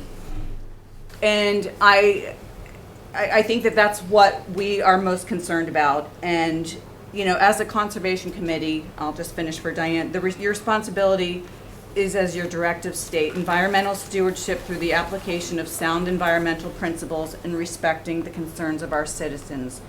Given all these environmental and resident issues, you simply cannot justify allowing the phragmites at Harbor Park to be cut for any reason, especially not so that a person sitting on a bench can have an easier view of the water. The person on the bench only has to stand up. That park has beautiful views of the water and the landscape from every angle already. Your job is to protect and respect the best interest of Marshfield's environment and residents, human and wildlife alike, because Marshfield does not belong to the town hall. Marshfield belongs to her residents. And there are hundreds of residents who could not come tonight but are waiting to see this video that I shot earlier of Diane speaking, read this presentation, both of which will be sent out to everyone tomorrow on all social media pages. Everyone's very anxious to hear if this Conservation Commission cares more for Marshfield's environment, wildlife, and residents than you do about pleasing the harbor master. Thank you. And I think one thing that I want to point out as we go back to comment, nowhere have I seen that this is vista clearing and vista work. This is what they told, this is what you guys all told us last time, it's vista pruning. Right. I think it is, I mean. It did flat out get is. mentioned at the last So, I mean, there's meeting. nothing wrong with Vista it, pruning for just you. they don't agree with it. There's nothing wrong with it if it's permitted. It's just they don't agree with it. That's the end of that. The way I understood it was clearing to maintain the structures. What structures? Well, there are some structures out there. He's talking about the pole over here and protecting that. That's what he's talking about. He's talking about the line of sight here. There's structures right here. That's what he's talking about. But there is also vista pruning along here for having a better view. That's all. Okay, any other comment? Hi, my name is Marlene Lavoisier. I live at 75 Central. I think that Diane did a great job at summing up the importance of vegetation in stopping and buffering wind action, wave action, and floods. I lost my home in Marshfield on January 4th, 2018, during that northeaster. I wish I had a field of Phragmites behind my home. Maybe I would still have my home, but I don't. I had to rebuild it at great cost to myself. I don't understand what's going on. All of these people have come and they are just very upset with what is happening. And no one, I mean, just a moment ago, it was clear that, Mr. Rinn, you don't even understand why this project is happening. I didn't say that. Well, you said that you thought that it was for structural, That is an accurate statement. It's multiple things. but that's not what we were told at the last meeting. I told you vista pruning, and it's also. Exactly, that's what I'm referring to. But it's also structural, so we both are trying to explain that, that's sort of just explaining it. Okay, but you get my point. We have no idea why the project is happening. It's a ridiculous project. And again, what the harbor master asks for, the harbor master gets. Yes. Okay? It's just the way that it is with that guy. How many boats is he gonna get? How many big trucks is he gonna get? Ice machine. Ice machines. All right, What Marlene. are we gonna, That's now not- we're giving him, That's not part of this discussion, sorry well, to, it should be, it should not be, because this It is should only be, about this because permit. he's out of control. All right, That's a separate subject, that's so a we're gonna separate move on. subject, yeah. Any Thank you. other comments? Okay, well, Diane, you already went. I'm Janice Dayton, 28 Lowell Avenue. Janice, what? Dayton? Dayton, D-A-Y. Okay, D-A-Y-T-O, and where are you, something Lowell? 28 Lowell Avenue. Got it. And I believe that there are many trails, beautiful trails, that have already been built in our town. And I am worried about the vegetation and the animals in the town. And I really don't think we need this trail. We can see the ocean, we can see the harbor from so many different areas. And I really would like to see the conservation and the living spaces of our animals and birds be kept there. And also to protect homes from flooding and other things. But I really do think that we've done a wonderful job on so many different trails in Marshfield, and we really don't need this. We need to save our environment. Thank you. Thank you. I'm gonna have to move on, because we've got a whole large. No, that's the end of List for the comment. night, so that's the It's- end. It was great. We have Everybody did a a lot of great other job. things to Everybody did a attend to. great job. So what I'd like to propose is that we table this to such a time that we can hear back from So you. I got something, I just was flying through my emails and contact stuff here, and the harbor master won't attend tonight because he just indisposed, he can't do it. So, long story short, he wants to go to the next slot, which is what he asked me to do. So, if the commission's willing to do that, then he's willing to go to the 19th, is what he said. And it basically, hold I'm on, sorry, hold on, you're not the involved. public comment Public comment is closed. Done. So, commission only now. Public comment is Look, not open at it's not this open. time. So, that's that. We But- get it, we hear you, we know where you stand.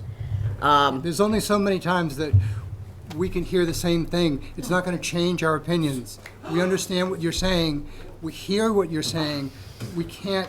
You're not gonna change it? No. How about long letting story us short, finish? How I don't about appreciate let your us insults. Speak amongst ourselves. Let us speak amongst ourselves, please. We're good now. We're good. There were 11 people that spoke, and I want to compliment the 11 people that spoke because I was watching and nobody repeated. So well done. And that's going to be that. If the commission wants to continue to the 19th, that's what's going to happen there. What Joe means is we're going to take in and be objective to everything, and then from that they'll make a determination. They can say on this they need an NOI. They can say that it's approved, and then there are other steps. That's it. That's really what it comes down to. That's what it comes down to. Yeah, perfect. So he's asking to continue. I don't think that we can go ahead without addressing any of these issues. And so either we continue it, deny it, or, you know, I don't. Right, another so let me option? give you your options. You can continue it to the 19th, that's one option. You can deny it by doing a +1, which turns it into an NOI, that's the denial for this. Or you would go with a -3, -2, because you're in the resource area, thanks, Mike, and +5 for the bylaw. So +5 for the bylaw, but also a +1 turns into an NOI, that's the denial. +5 for the bylaw, and then a -2 with special conditions for the approval of the project. Those are the three options. I'm so And confused, so- can I just ask why? No, it's No, closed. not right No, now. not now. You're closed. It's closed. Okay? No Public more comment is closed. public comment So at that's what you have this to time. decide. I think the commission should just look at those three options and then manage the process.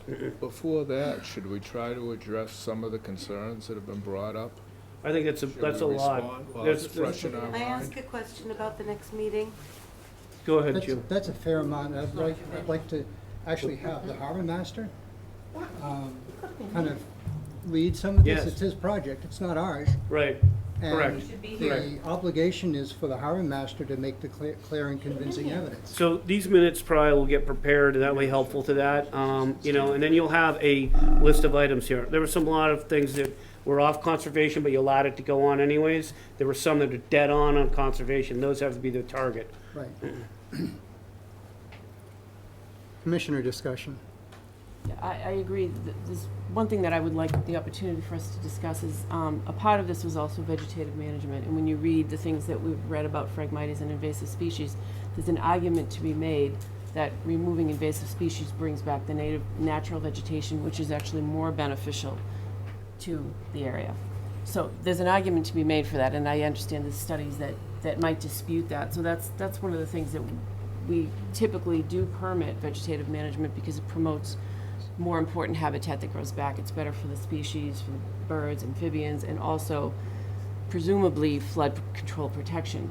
However, given Phragmites being what they are, it's a complicated discussion. So I think that's what we need to, we're not dismissing what you're saying, but there's also scientific opinions contrary to that. And so I think we're trying to balance that and not, would that be a fair I statement? think that's within my discussion. Not removing them. All right, So, okay, the commissioners are only talking at this stage, Hey, guys. only, no. So David Good is also on there, he's one of your commissioners, and you have two more commissioners. I'm just trying to be a middle person here, that's it. I'm going to go John and then David. Okay. So, this has been very educational as a 3-month member of the commission. When I read the RDA, and I assume the people in the audience have read the RDA, I see 4 things. that this is about. One is the invasive plants along the walkway, wanting to 3-foot swath along the walkway to keep plants from coming over, poison ivy, poison sumac, I don't know what else. 3-foot swath along the road. 2, there's some vegetation that blocks the security camera. So that is a problem that could get resolved. Either you move the security camera or you prune the vegetation. 3, there seems to be a safety issue of people on a crosswalk. So removing some vegetation to alleviate that safety issue, crossing the road, seems to is area 3 in the RDA. And 4 seems to be the one that there's the most anger over, upset over, confusion over, and that's the pruning. It's called, this is specific, pruning, this area, specifically pruning Phragmites and invasive opportunity plants that grow within and around the perimeter of Harbor Park. That seems to be where most of the contention lies, the way I'm processing all this. Yes, So, that's where all of it lies. So, you know, I see a safety issue with poisonous plants along the walkway. I see a security issue with the camera. I see a safety issue crossing the road. I don't think we want anybody to get hit by cars. And then there's the bigger issue, which I believe, which is the clearing of the areas along the waterway. So I don't know if this can be put into 4 different buckets and, you know, we can deal with the ones that are not contentious. That's a toughie on this. Well, again, I did that. But it's a clever solution. But, so, that's all I have to say. I mean, No, I get where you're going. Trying to be clear about you're what's... trying to separate it into pieces of the pie that are manageable and everybody agrees to, but there is also an applicant too. So this is what's tricky about it. I think you shouldn't forget Commissioner Good. He was after John. Ah, okay. David, I think you've unmuted, so I'm hoping you have comments or maybe a statement you don't have I just wanted comments. to be transparent to begin with. I did not get my Mullen affidavit in time. I am fully prepared to speak on this matter, but if you guys would like to recuse myself, I totally understand. I think David and all, thanks for doing it. I'll address that. I think, David, since we are clearly going to continue this, it is prudent for you to recuse tonight and save comments for the next meeting when you will have your Mullen affidavit filed. Absolutely. Just to totally be understand. totally. I apologize. Yeah, no, not at all. That was a clear and transparent communication that you're not going to participate tonight. Thank you. Thank you, David. Sure. Thank you. All right, so when you do any voting, 5. 5. Yeah. Yep. And he's So- remote, so you still have to do roll call. I would like to make a proposal that we continue to some date, He's in the next one, so October 9th. Yeah. October 19th, so that the harbor master can prepare clear and convincing information to address the points. Why isn't he here? We all made appointments to be here. We're there. Ridiculous. He knew the He last does this every meeting. time. He pushes We're it gonna off. do this. So We he's have always it gonna this be time. around. Are you going to have a bigger venue next time? Because once people hear about this, Tonight. I would suggest that you find a bigger venue for October 19th. That would be my only suggestion at this point. And are we- Because this is going full out onto every social media that we can reach. Are we gonna be limited in our comments again? Are you gonna say? The meeting will be run exactly the way tonight is run. So- You will, Why we do we will, have to Hold- repeat it? I can. You don't, you don't have to repeat it. You It's don't in the have to- If record. you repeat it, Why isn't he Why is he here? not was here? I don't speak He was- for We the don't harbor speak- master. we don't speak for the- It's lost. He was unable to be here. All Stop, right, stop, it's enough. Stop, we're finished, okay? Craig, let me. We're done. So I've made a motion. Continue, tell the harbor master he's got to come back with proposals. he's also looking He's for some willing. additional information, which, he'll bring to the next one. I think he ought to, what he's gonna do with that letter from Mass DMF probably is a good thing too, you know what I mean? So, that 19th would be the next date. Okay. So I'd like to make the motion that we continue to October 19th to allow the harbor master time to address the points that were raised tonight. And also, he wants to get direct information from Mass Environmental Police. Yes. That's what I'm seeing here, I'm just sorry. That's included with the information tonight. Yeah, so right, so he needs to gather and so on, so that's fine. Can I say something, Joe? Please. I wish we had known this ahead of time. I would have preferred to continue this so that these people don't have to go through this twice. Thank you. I'm just don't seeing really the, like I'm just the seeing way the we- email, Bert, what do you want? That's all I got, just getting it. And I didn't want to, they all came here, I didn't want to say go home without any comment. We've done that in the past and it wasn't popular either, so. I also was watching to make No sure there's good no options. repetition, and I acknowledge that nobody and all the 11 people repeated, they did a good job. Yep. Can we email you or text you if we don't make a meeting the next time? Because I would like to do that. I would like to have that privilege as a. But you would not have the capacity to continue because you're not the applicant. Only the applicant can continue, just to be Okay, forthright but on that. Just so that we know that in future, that that's an option. We were ready as we I'm- could be. I'm moving on, guys. We've spent over an hour on this. I value the time. It was worthwhile listening to you. I think we acknowledged your points. We're trying to do that within the constraints of how our system works. So to that end, I've made a motion. Does that motion get a second? Second. Craig, Thank you for your time. thank you. So I'm going to take the vote. Susan? Susan Karen, yes. John O'Donnell, yes. Craig Hannafin, yes. Bert O'Donnell, yes. And Joe Ring, yes. So it's a 5-0 with 5-0 David with David. abstaining, Abstaining. DG, recusing, sorry. Okay. Our next order of business is 86 Foster Avenue. This is a new hearing. I will read the legal ad. In compliance with the regulations of Massachusetts General Laws, Chapter 131, Section 40, the Wetlands Protection Act, and Code of the Town of Marshfield, Chapter 294, Wetlands Protection, a public hearing will be held by the Marshfield Conservation Commission on Wednesday, October 5th, 2022, to consider the after-the-fact request for determination of applicability filed by Patrick Daly, and the hearing officer is Commissioner O'Donnell. Thank you. I believe this is your first. This is This your is, first so RDA. You're so please be nice. kind. Maiden voyage. All right, you. I have the file here.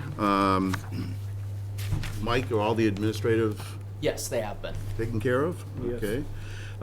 What the project is the applicant, Mr. Daly, is on 86 Foster Avenue, is putting in a generator stand. It has been installed and on Marshfield Conservation Commission approved stand with diamond pier footings. Mike and I went out and saw it last week. We have pictures that, there's the pictures right there that are available. It's a very solid structure. It has walls that meet the requirements. There's gaps underneath, you can see that clearly. Gaps underneath the fencing as well. And so I think this is a pretty straightforward, if I get everything right there, Mike? Yes, Straightforward. you got That's it. very straightforward. So my suggestion is that we vote for issue a positive determination number 5 for the bylaw and -2 with special conditions. You might want to give Mr. Daly an opportunity to maybe speak as well, because he's the applicant. He's out there somewhere on the internet. Okay. Talk to him on the internet, and he'll do his job. I might have overlooked, I did confirm the administrator of the Done. taxes, et cetera, et Okay. cetera. Pardon Mr. me? Daly, are you out there? Oh, Patrick? He came in, dropped off checks today, was planning to be here, and he's not here, so that's a wrap. This is an after the Yep. fact. When we get done with this, we'll wrap up the permit, and we will close out the building department permit as well. okay. It's a win-win-win. So, I now do the vote. You do, go to the So vote. it's recommend that we vote to issue positive determination number 5 for the bylaw and a negative special number 2 with special conditions. Do I, You want to read Yeah, those? I can read special those. conditions, you want to read them? Sure, I can read these special conditions. Ensure that best management practices and building codes are followed. Before commencing the work, obtain all subsequent permits, including Marshfield Zoning Boards of Appeals and building permits. see Conservation Administrator for guidance on conservation permits for work beyond the approved work activities, and maintain a gap between the bottom of the fence and ground surface. One change there, I'd like to see Conservation Administrator or agent, Okay. okay? And Mr. Dally was a perfect gentleman, and we caught up with him on this, and we're grateful to his efforts. Thank you. So, that's the motion. Do I have a second? Second. Joe Ring. Roll call vote. You gotta Susan get Karen, yes? Chairman Harrington? Craig Hannafin, yes. Joe Ring? Joe Ring, yes. Bert O'Donnell? Bert O'Donnell, yes. And, John O'Donnell, yes. and you got Susan Karen, right? Yes, Yep. yes. Dave. Oh, and David Good? Dave Good, yes. That's a 6-0, Mr. Hearing Officer, Yes, sir. and that is a wrap. Okay, Didn't go as smooth as I good wanted. job. It'll be better next time. Getting one done is good. Move your buckets, well done. One under your belt. There's another one. Okay. Very much. Next up is La Fleur, 114 Bay Avenue. This is a new hearing. I will read the ad. In compliance with the regulations of Massachusetts General Laws, Chapter 131, Section 40, the Wetlands Protection Act, and Code of the Town of Marshfield, Chapter 294, Wetlands Protection, a public hearing will be held by the Marshfield Conservation Commission on Wednesday, October 5th, 2022, to consider the request for a determination of applicability filed by Christopher LaFleur, and the hearing officer is Commissioner Karen. Okay. I just need to confirm the administrative requirements have been fulfilled. Yes, Is all it that they didn't check off the tax box, is that correct? The taxes have been met. They're okay, they just didn't check off the box, okay. Great, okay. All right, thank you. And are you Mr. LaFleur? I am. Did you want to present this, or I can just summarize for you? It's up to you, whatever you prefer. This is a. It's just a simple picket ahead. fence that currently, there is a fence there that we're just adding on to. My wife and I are buying the house from her father. In buying the house, we come with 3 dogs, and we would just like to have an area where they can freely roam, and we plan on having children too. So the seawall being right there, as well as the street being right there. It's just, we will meet the requirements. I met with Mr. Steele and Mr. O'Donnell, and 6 inches underneath the fence will be met. And you're removing the fence, Yes, ma'am. the solid block fence there? The solid fence in between, yes, Yes. we're removing that, correct. Okay, and you mentioned on the plans that it's a picket fence? Yes, ma'am. So will that be with spacing in between? Correct, ma'am. Okay, so you understand And that's a space at the flood, bottom. that's a Yes, flood ma'am. plain issue, okay. So And you'll- the building department will be able to. Correct. You need to see the floodplain manager also, our administrator on that as well. He's gonna have some guidance for you. Okay. It's gonna get involved, because you're in a VE flood zone like we talked about. Right. Otherwise, you wouldn't be doing an RDA. Okay. Michael, did you have anything to add to? No, it was a very straightforward project. It's needed. Seems like a improvement. There's a solid fence there. It's going into a picket fence with a gap. Yeah, expanding family. I see it as a good project. Thank you. 3 dogs, wow, you're brave. Three dogs. They're big dogs too. I saw them. Down by the sea. Dogs, well, I live down the street. Mike and I walked the backyard, Yeah, so we did. we know there were big dogs. So do we have commissioner comments about this? David, do you have any comments? Oh, David. No comments. I know the property well, and Okay. this would be a great improvement. Okay, great. You do need to see the floodplain administrator, which is. Yes, yeah, we'll get to that in the Andrew's. special Okay. conditions, yep. Okay. Anybody from the public here to comment on this? Right, seeing none, what I would like to do is make a motion to issue a positive determination 5 for the bylaw and a -2 with special conditions with Michael can address the concerns about floodplain issues, correct? I will read those right now. Ensure best management practices and building codes are followed.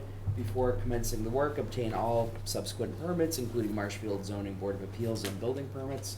See Conservation Administrator or agent for guidance on conservation permits for work beyond the approved work activities. And maintain a 6-inch gap between the bottom of the fence and ground surface, and between pickets as per building commissioner's requirements. Great, can I have a second? Second. All in favor? Oh, I have to do that. Brett O'Donnell? Bert O'Donnell, yes. Joe Ring? Joe Ring, yes. Craig Hannafin? Craig Hannafin, yes. John O'Donnell? Yes. David Good? David Good, yes. And Susan Karen, yes. 6-0. Very good. Thank you for your patience. Thanks for working with us. Appreciate Good luck catching with up. the project. Thank you. We'll grind that out for you on the building permit side too, as quick as possible. Okay. Next up is a continued hearing, 20 Dog Lane, SE 423002. The hearing officer is Vice Chair O'Donnell. Hi. Hello, John. Are you hearing us okay? Yep, coming in loud and clear. Okay, the floor is yours. All right, thank you very much. John Zimmer with South River Environmental on behalf of the applicant. At the last hearing, we ended up with a request from the commission for me to go out and mark the trees along the 50-foot no disturb buffer. There was a concern that the proposed earthwork and clearing would potentially undermine the root systems of any of larger trees that may be, within close proximity to that 50-foot buffer. I did go out in the field and do that. I flagged all of the trees that were, anything above, 4 inches in DBH that were along the 50-foot. There was maybe around 6 trees. I don't think any of them were larger than about 8-inch diameter. So really none of the really large pines that you see throughout the remainder of the property. So from that perspective, the proposed work along the 50, I don't think would have a significant impact on root systems associated with those trees. They may end up losing 1 or 2 of the trees just because they're right along the edge. And I did speak with the applicant, and he said he would be willing to plant some additional trees to mitigate, any trees that were right along that 50-foot buffer.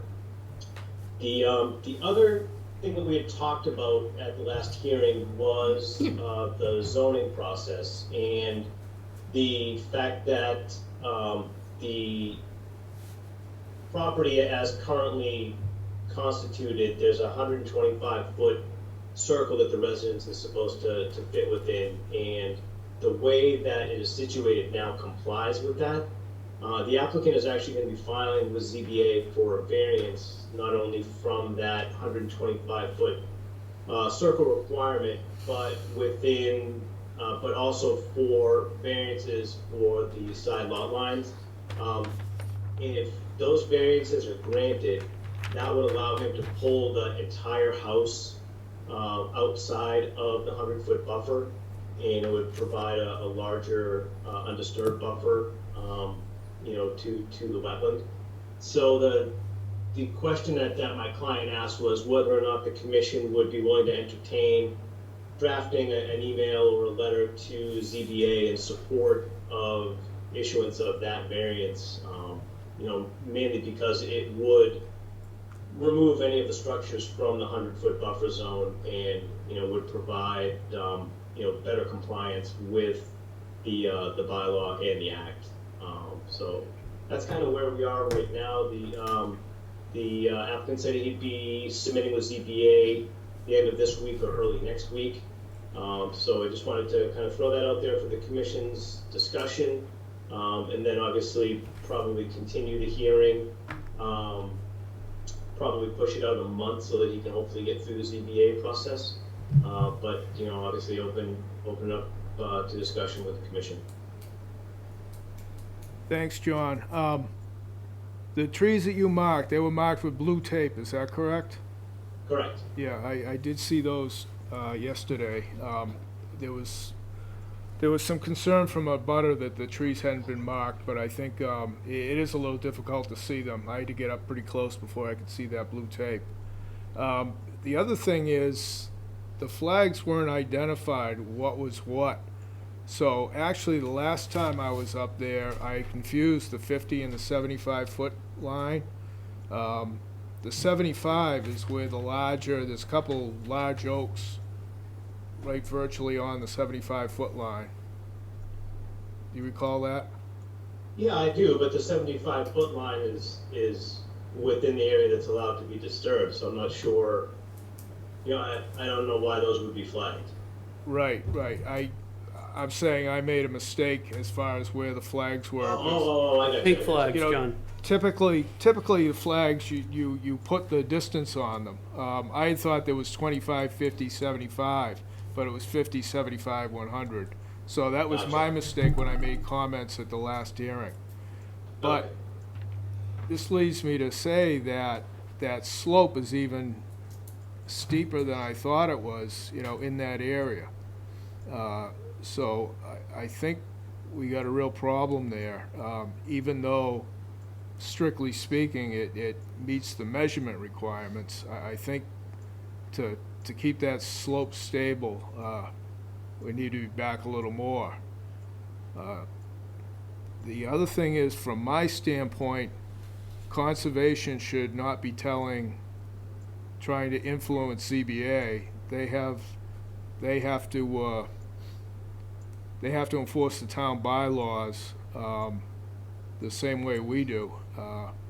So I think we have to be careful about that. That's my opinion, and now I'd like to open it up to the other commissioners.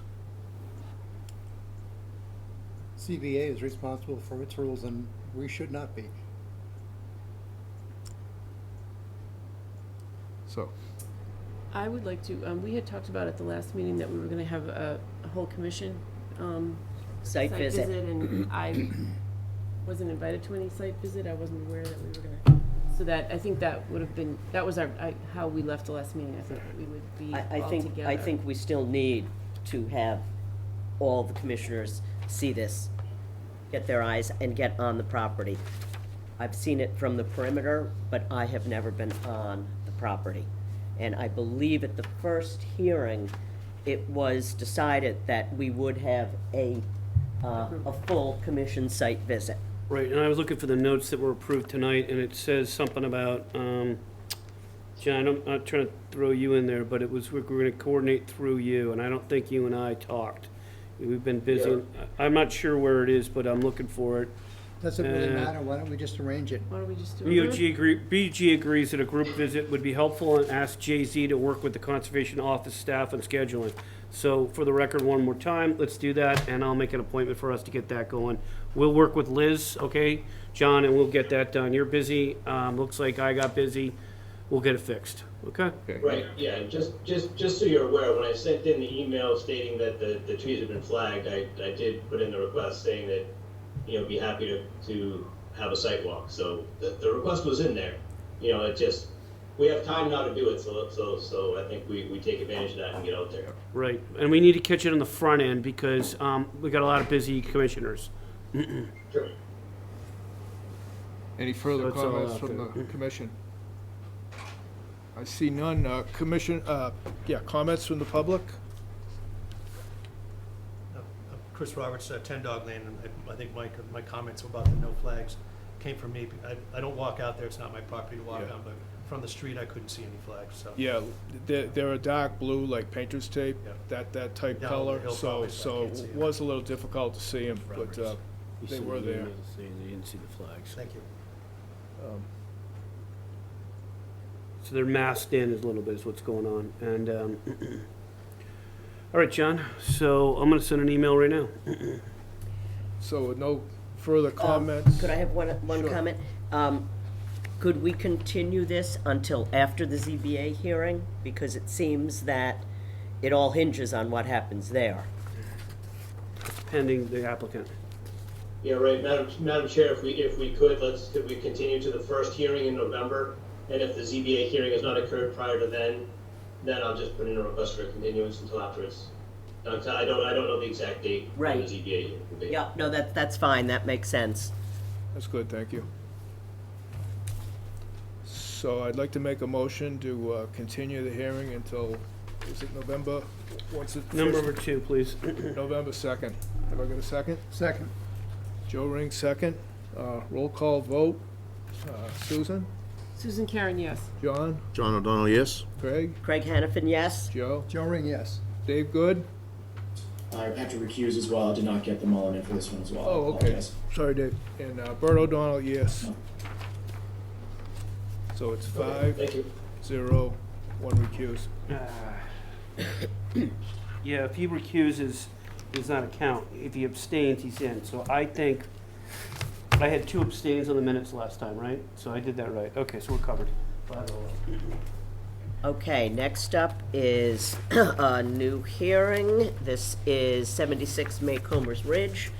In compliance with the regulations of Massachusetts General Laws, Chapter 131, Section 40, the Wetlands Protection Act, and Code of the Town of Marshfield, Chapter 294, Wetlands Protection, a public hearing will be held by the Marshfield Conservation Commission on Wednesday, October 5th, 2022, to consider the notice of intent filed by Doris Carey for the repair of an existing septic system. And the hearing officer is Vice Chair O'Donnell.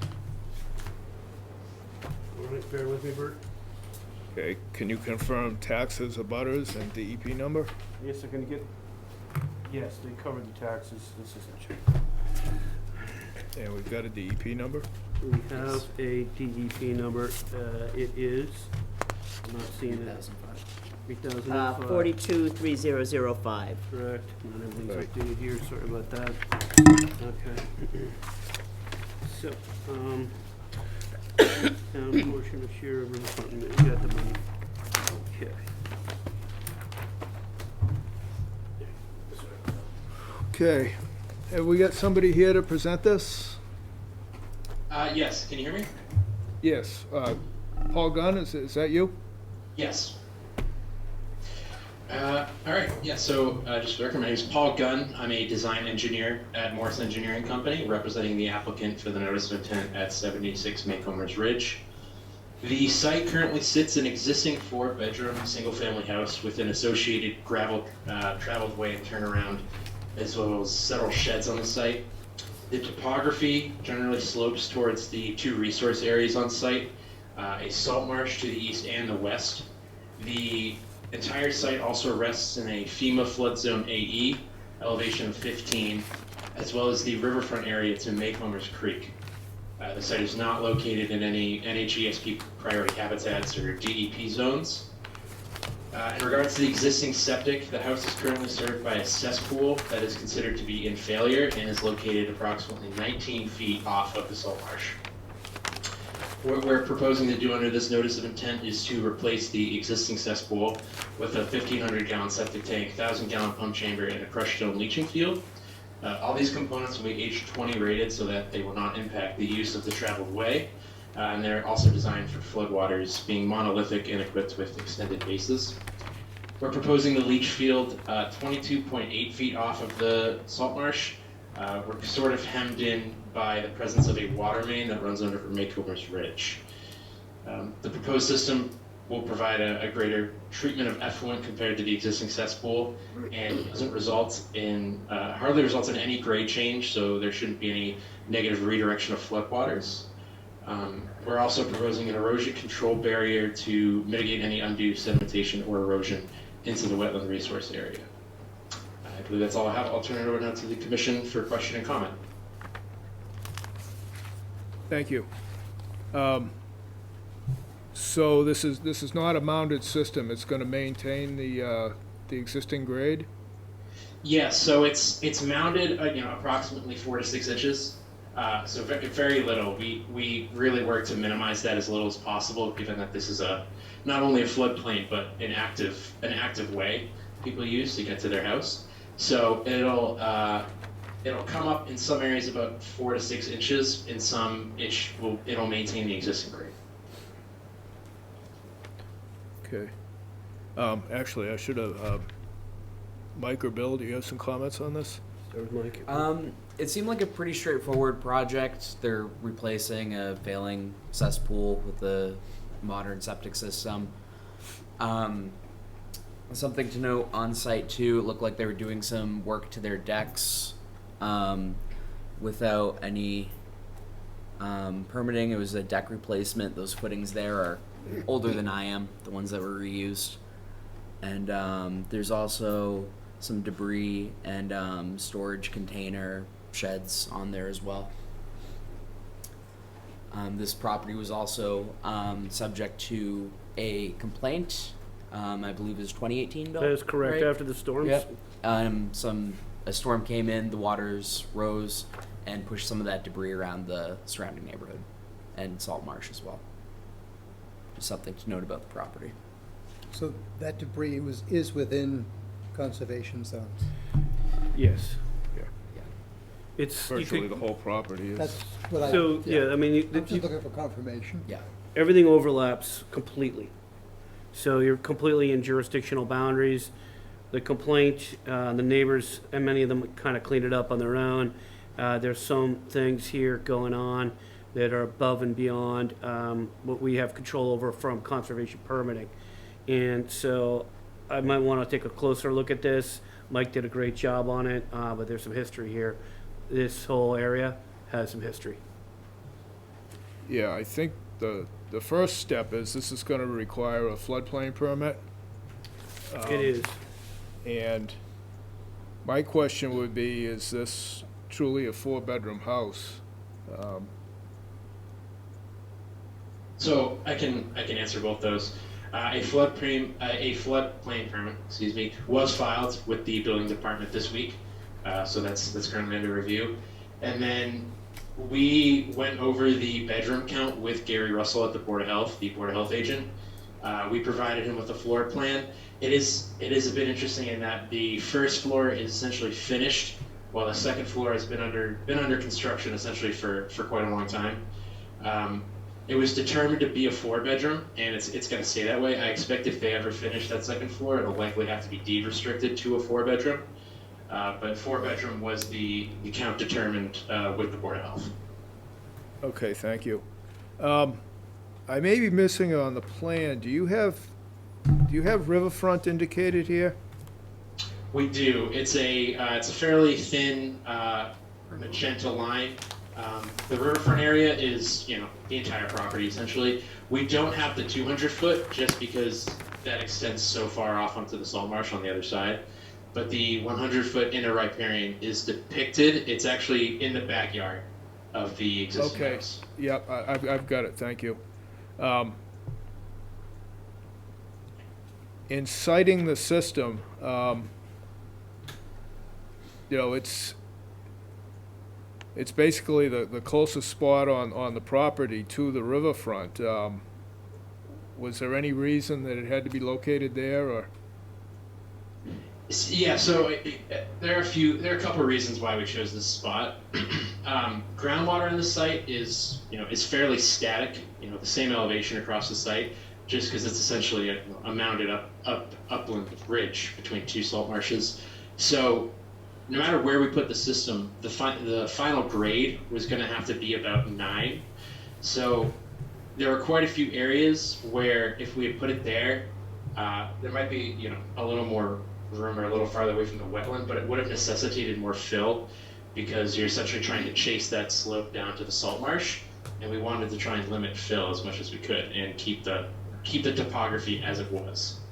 I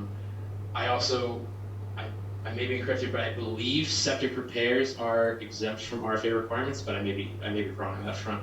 But and then there's also the fact that outside of the further away from the wetland, you unfortunately encounter that water main that's running up Maycombers Ridge, and that's not just a service. That's a main that's servicing several houses. So it's not something that we can touch.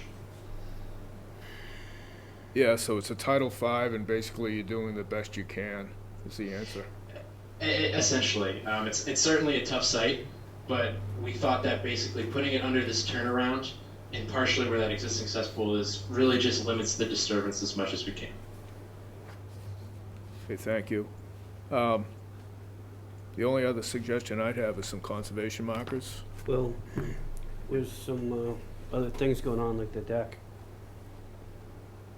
Well, I'd have to get in there and enforce, otherwise this is the opportunity. It's a lot like a mini version of 2205 Main Road.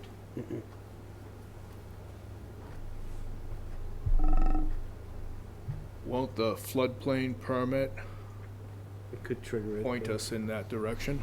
Potentially, yes.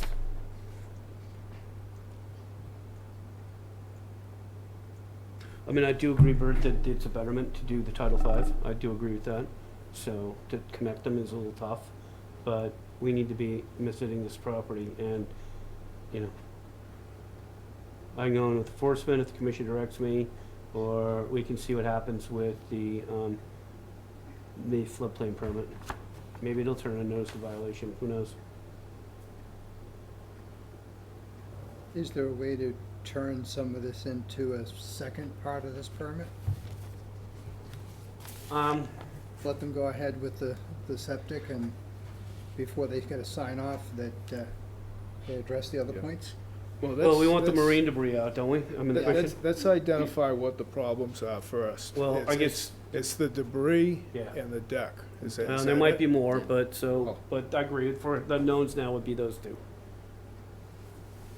Agreed. So the debris, we can make that a condition. Yeah. Before they start the work. And if that doesn't get done, start the work. then it could roll into an enforcement, correct? Yeah, I mean, if we put it on the D1 zone before the work starts, that's the best place to put it, because then this has to get done.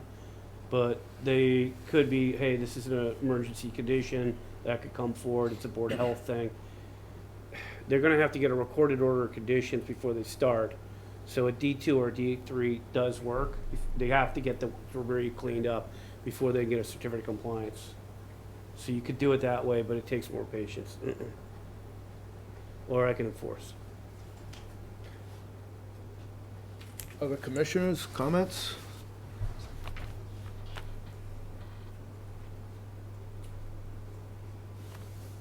Well, I was at the site with Mike, and there is a lot of debris. Yeah. You know, again, whether that's our jurisdiction or not, but, Prevention of you know, pollution you have prevention of. Pardon me? You have prevention of pollution.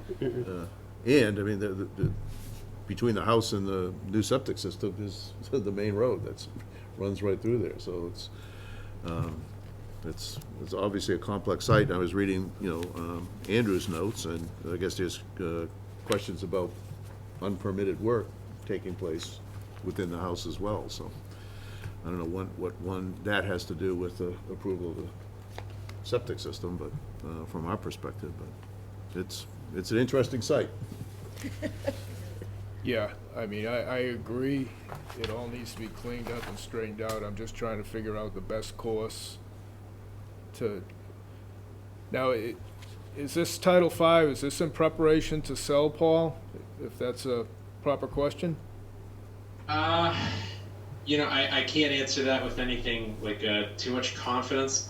It may be, this isn't the owner's main residence, so it certainly could be, but I don't know that for certain. I can find out though, but. Well, it's not that important, but, so I think we can approve the septic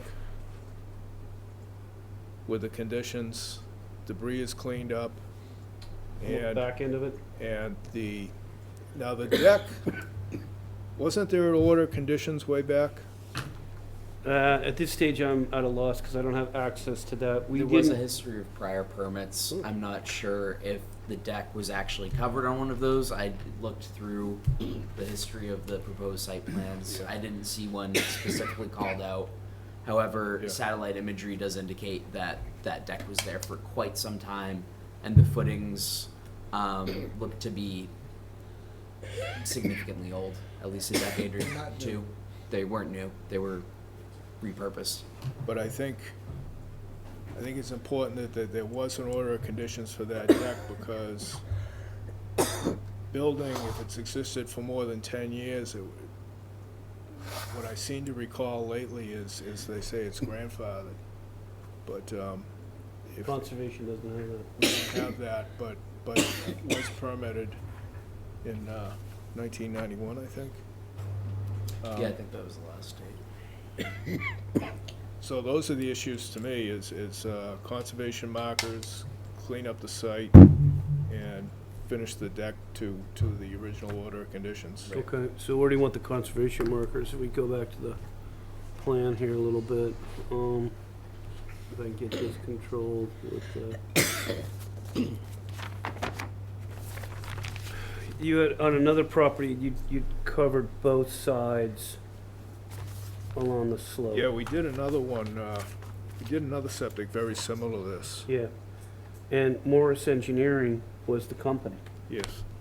So I think what you did last time was you came along the high point along here and put conservation markers, and then here's your wetlands. Your 25 is right here. Normally you'd go there, but this is where all the debris is, right in here. And I think it's all lawn. So I guess here's easy, maybe 3 up here so that they, Yeah. you know, that they don't go and fill it or do something to it, cut it and all that. And then upgrading as far as the 25, whatever you think is right. Here's your riverfront going through right here. This is your wetland line right here. So you kind of need to pick where you want to do this. And I I don't. mean, it's an old property. I would let you choose in the field, put 3 markers, you know, at the edge of the maintained. That could be a D1, and it could be as per the conservation administrator or agent, and we field identify those. And then you're going to get your conservation markers. They now know the debris is going to be on the D2 or the D3s.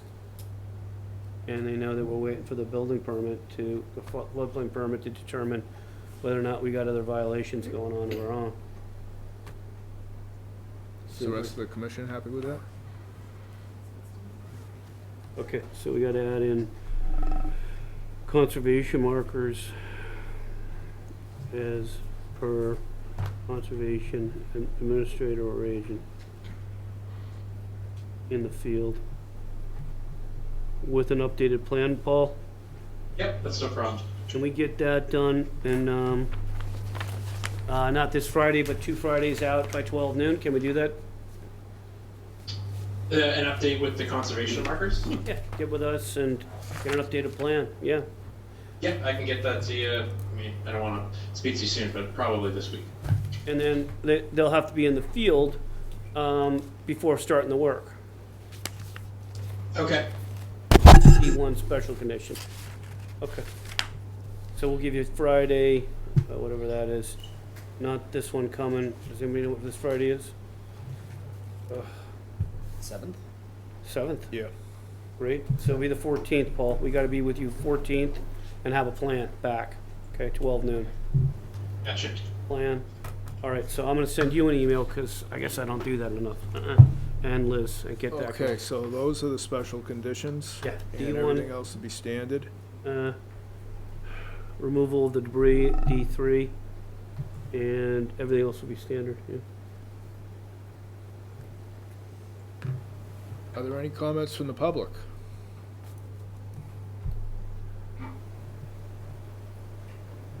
I hear none. I'd like to make a motion to close the hearing and issue special conditions. Do I get a second? Second. Joe? Second, Joe Ring. Roll call vote. Dave Good? Dave Good, yes? Susan? Susan Karen, yes. John O'Donnell, yes? Craig Hannafin, yes? Joe? Joe Ring, yes. And Bert O'Donnell, yes. It's unanimous, Bill. 600, good. All right, a happy solution. Thank you, Paul. All right, thank you very much. Okay, our last hearing is also a new one, 10 Marion Street. In compliance with the regulations of Massachusetts General Laws, Chapter 131, Section 40, the Wetlands Protection Act, and Code of the Town of Marshfield, Chapter 294, Wetlands Protection, a public hearing will be held by the Marshfield Conservation Commission on Wednesday, October 5th, 2022, to consider the notice of intent filed by Waldo Eastman for a raise and rebuild. And the hearing officer is Commissioner Karen. Okay. Yes, so I confirm the taxes and fees and abutters have been notified. You want to take it back, Bill? You got it all right there. Save you a trip. Thank you. Okay, so this is, as we know, a raise and rebuild of a single-family house in land subject to coastal storm flowage, AE. And I see John, are you here to present this? Yes, I am. Okay. You have the floor. Okay, great. I guess I'll just start in while Bill gets the site plan up. This is, like we said, it's a basic raise and rebuild. The existing residence is going to be taken down and replaced with a approximately 27 by 42.5 foot residence that's going to be put on piles to comply with the floodplain regulations. All utilities and living space will be located above the base flood elevation. The new structure will be approximately 6 feet closer to Marion Street than the existing residences. And at the end of the day, there's going to be a net decrease in impervious by approximately 1,100 square feet, which is created by putting in the piles and lifting the structure above the existing ground elevation. There's going to be a deck off the side, a set of stairs off the front, and a second set of stairs off the back. As you can see, there's an existing patio in the back that will be partially removed as well. And then there's a couple of sheds in the back that will remain in place. So that's pretty much it in a nutshell. No other resource areas within the property. It's over 200 feet away from the tributary to the Green Harbor River, which runs under Beach Street a little bit further down. Pretty straightforward. Happy to answer any questions. Bill, did you have any comments? Yeah, questions about Mike and I had an additional information request into your consultant doing the plan. We wanted to see the July 9, 2021 FEMA flood map listed on there. We needed to get the final stamp. We need to break out the hardscapes and the impervious table and add the proposed location of piles to the plan, because this is going to go up on piles, so we want to see what those are going to be. I don't think this is egregious. It's, to be frank with you, it's administrative at this stage. I think it's a betterment, like we talked about the septic. I could show you all of that, and you still make the right decision. John, though, your consultants, just, I gotta wrap you, need to get this back. We had asked for it on October 3rd. The commission needs their information, you know? But you do such a fine job that we're gonna let that go. Yeah, unfortunately, I wasn't copied on that request, so I couldn't bird dog it. I will make sure to copy you going forward, and I will take that responsibility. Okay, thanks. But we need that back by 12 noon Friday then, if it closes today. Is that doable? Yes, it's doable. So I will forward this email to you and your consultant and Mr. Seeley, and it's due 12 noon Friday. Okay. Very good. All right. Thank you, Bill. That addresses the things we had talked about. Do we have commissioner comment on this property project? Anybody from the public to comment on this project? David, do you have anything? David, good? Nope, no comment. Okay. I know this area well. Okay. And it's been pretty standard over there, so. Okay, great, thank you.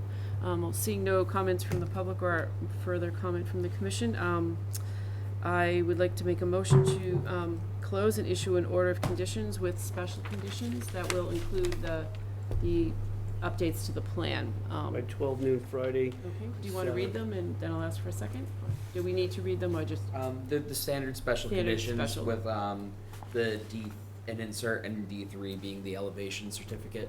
Right, also. And just for the record, you know, we've been asked on that one, and that's been going on since Warren Harrington, Jay Wennemer, and then me. So we'll review that at some point in time. A question came up about it from the party. Oh, and I did forget, they have applied for their floodplain permit, and they'll need building permits, demolition permit, ZBA, and a foundation plan that is also stamped. So everything that we're asking for, the building commissioner is gonna need as well, for the detail, but, okay, so may I have a second? Second. Okay, David, good? David, good, yes? John O'Donnell? John O'Donnell, yes? Craig? Craig Hannafin, yes? Joe? Joe Ring, yes. Bert? Bert O'Donnell, yes. And Susan Karen, yes. So Thank you all, we're all set. SC and JR. Thank you, John. 6LO, okay. All right. So what ends up happening here is you put it down here. Okay. So, Karen, Joe Ring. That 6LO. completes our hearings. Look across here, they don't do it again. Now we are on to certificate of compliance Run out, this requests. kind of thing. Excuse me. The first up being SE 42-1500, Minicino at 71 Constellation Road. Now we have two Yeah. here, Bill. Correct. does this wrap into Yeah, it's complex. And we'd love to- 2300? Yes, it does, but we can dovetail them. Mike had done some background work, and they're represented by an attorney who's quite good and had us act together. He had FOIA'd this, did a good preparation, but there's a couple loose administrative items, and in the process of that, we noticed some field changes too. So, and I would have got this out to you sooner, but we just got it done today at 3. It looks like there were enforcement orders, but Yeah. they have been closed out by Well, that's Mass part of it. DEP, a So, superseding order of conditions. Correct. And just finishing up, 1,500 was for the house. The house had special conditions which are not satisfied yet, but the commission might be okay with it. There is an additional information request going out to the attorney so that he can address that for number 1,500. He's in agreement on that. So I'm recommending, and with Mike, to table to the October 19, 2022 Commission public meeting to allow the applicant time to resolve the unsatisfied activities under special condition A, E, and G for SE 42 1500. On SE 42 2300, there were the 3 enforcement orders. And then finally, after we talked to Jay Wenham, he had an order of conditions that was approved, and the commission was generally satisfied with the fill issue. They were pushing to the back, filling a ditch, and they yanked it all back and flattened it. There's an active ditch on the left-hand side that's flowing. They put up a fence. Jay felt this was satisfied by the commission. That was good. We think that this one can get closed out, and then we can close out, that's number 2300. We can close out 3 enforcement orders at the same time because he hit them in 2002, 2007, and again in 2008. And sometimes you gotta just keep reminding them. So that one could close out. We'll get the additional information request. I'll work with this attorney, with Mike, and we'll see what we can do to kind of get it so that it's in position where the commission can make some decisions, which he understands. I can't do it because it's a mess. So we need to table 1,500.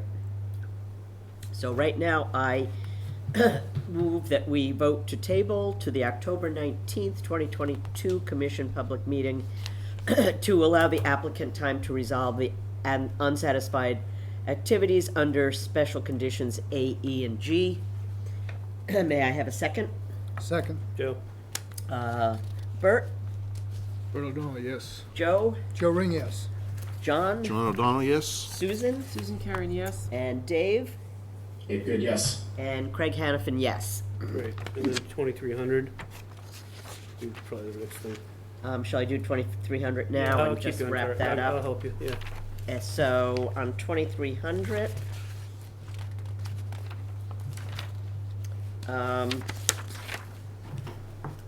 Page 18. what makes, let's see, I'll help in a second. This one is as a direct result of the Phil enforcement orders.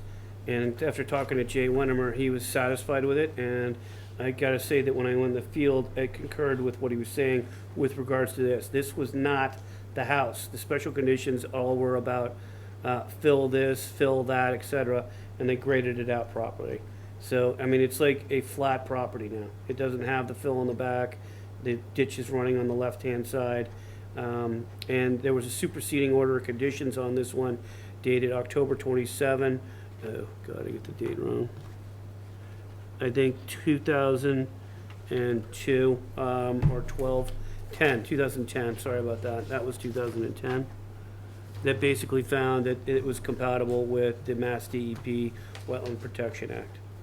So I'm recommending, along with Mike, that the commission approve and issue complete certificate of compliance for this one after field visits and talking to the former conservation administrator, and it'll close out the 3 enforcement orders. okay, I move that we vote to approve and issue a complete COC for SE 42 2300 and close out enforcement orders EO 0201, 0701, and 0801. May I have a second? Second. Susan? Dave Good? Dave Good, yes. Susan? Susan Karen, yes. John? John O'Donnell, yes. Joe? Joe Ring, yes. And Bert? Bert O'Donnell, yes. And Craig Hannafin, yes. Okay. Heating, 115 Allen Street. Right on. I just jumped right past it. What do I do there? All right, Eastman. Oh, brother. Bear with me. There we are. Okay.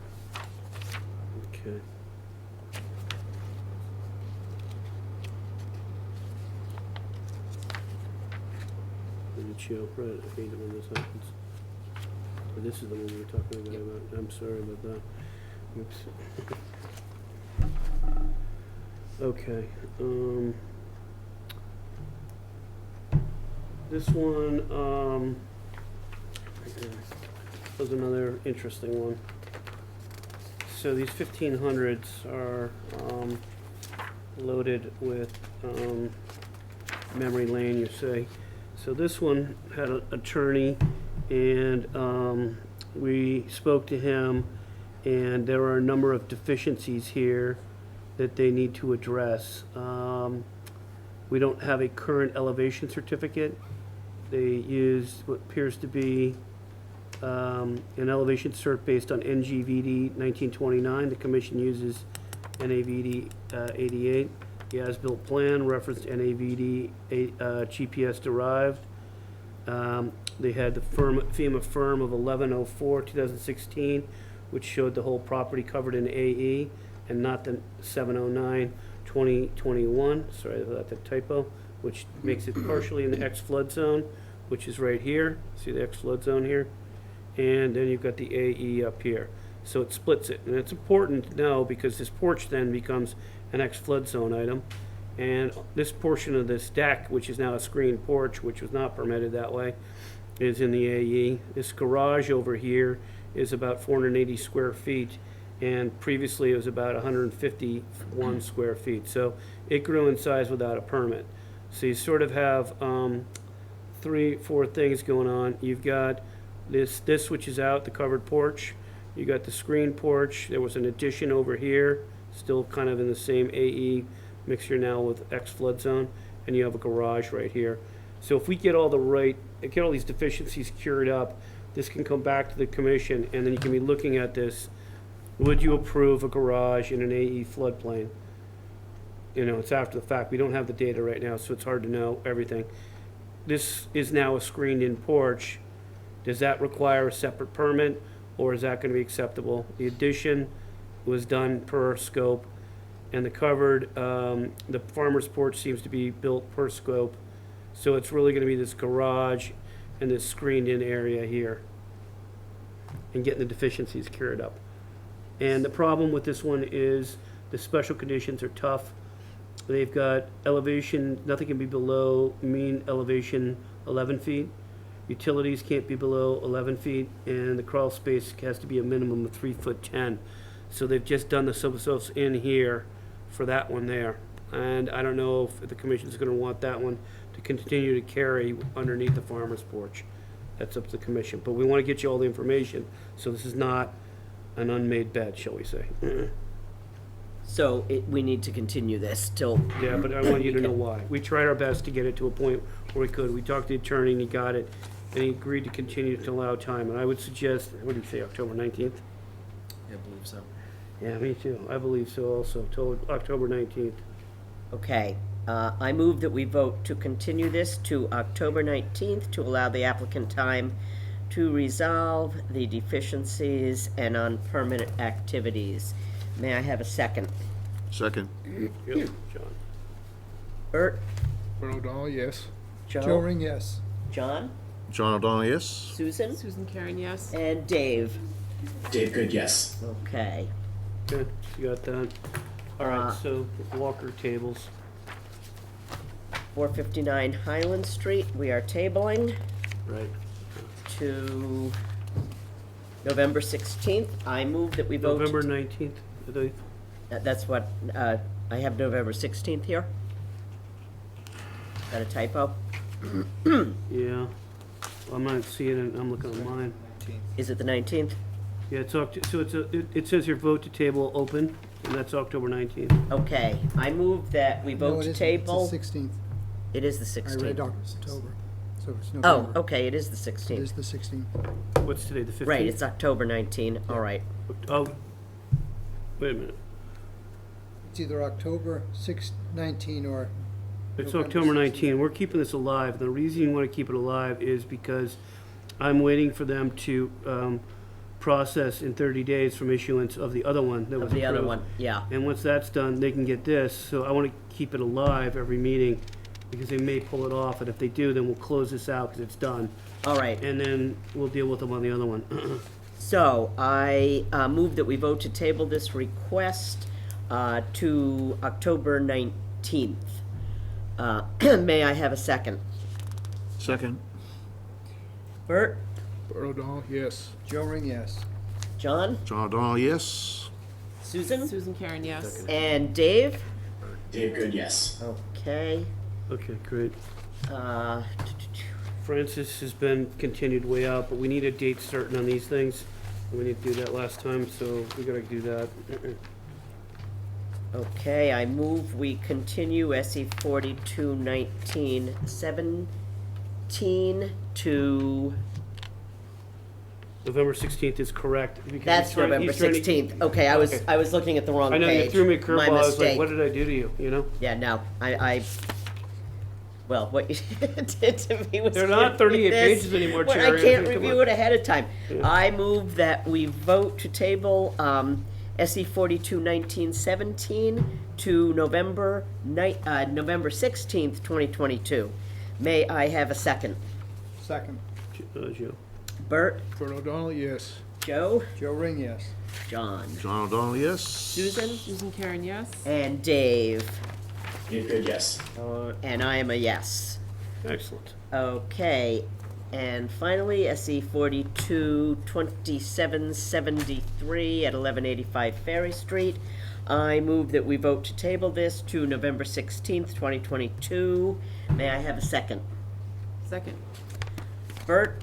Bert O'Donnell, yes. Joe? Joe Ring, yes. John? John O'Donnell, yes. Susan? Susan Karen, yes. Dave? Dave Good, yes. Craig Hannafin, yes. And we have no enforcement orders, so I move that we vote to adjourn the Marshfield Conservation Commission meeting of October 5th, 2022. May I have a second? Second. Joe. Bert? Bert O'Donnell, yes. Joe? Joe Ring, yes. John? John O'Donnell, yes. Susan? Susan Karen, yes. Dave? Dave Good, yes. Greg Hannafin, yes. We are adjourned.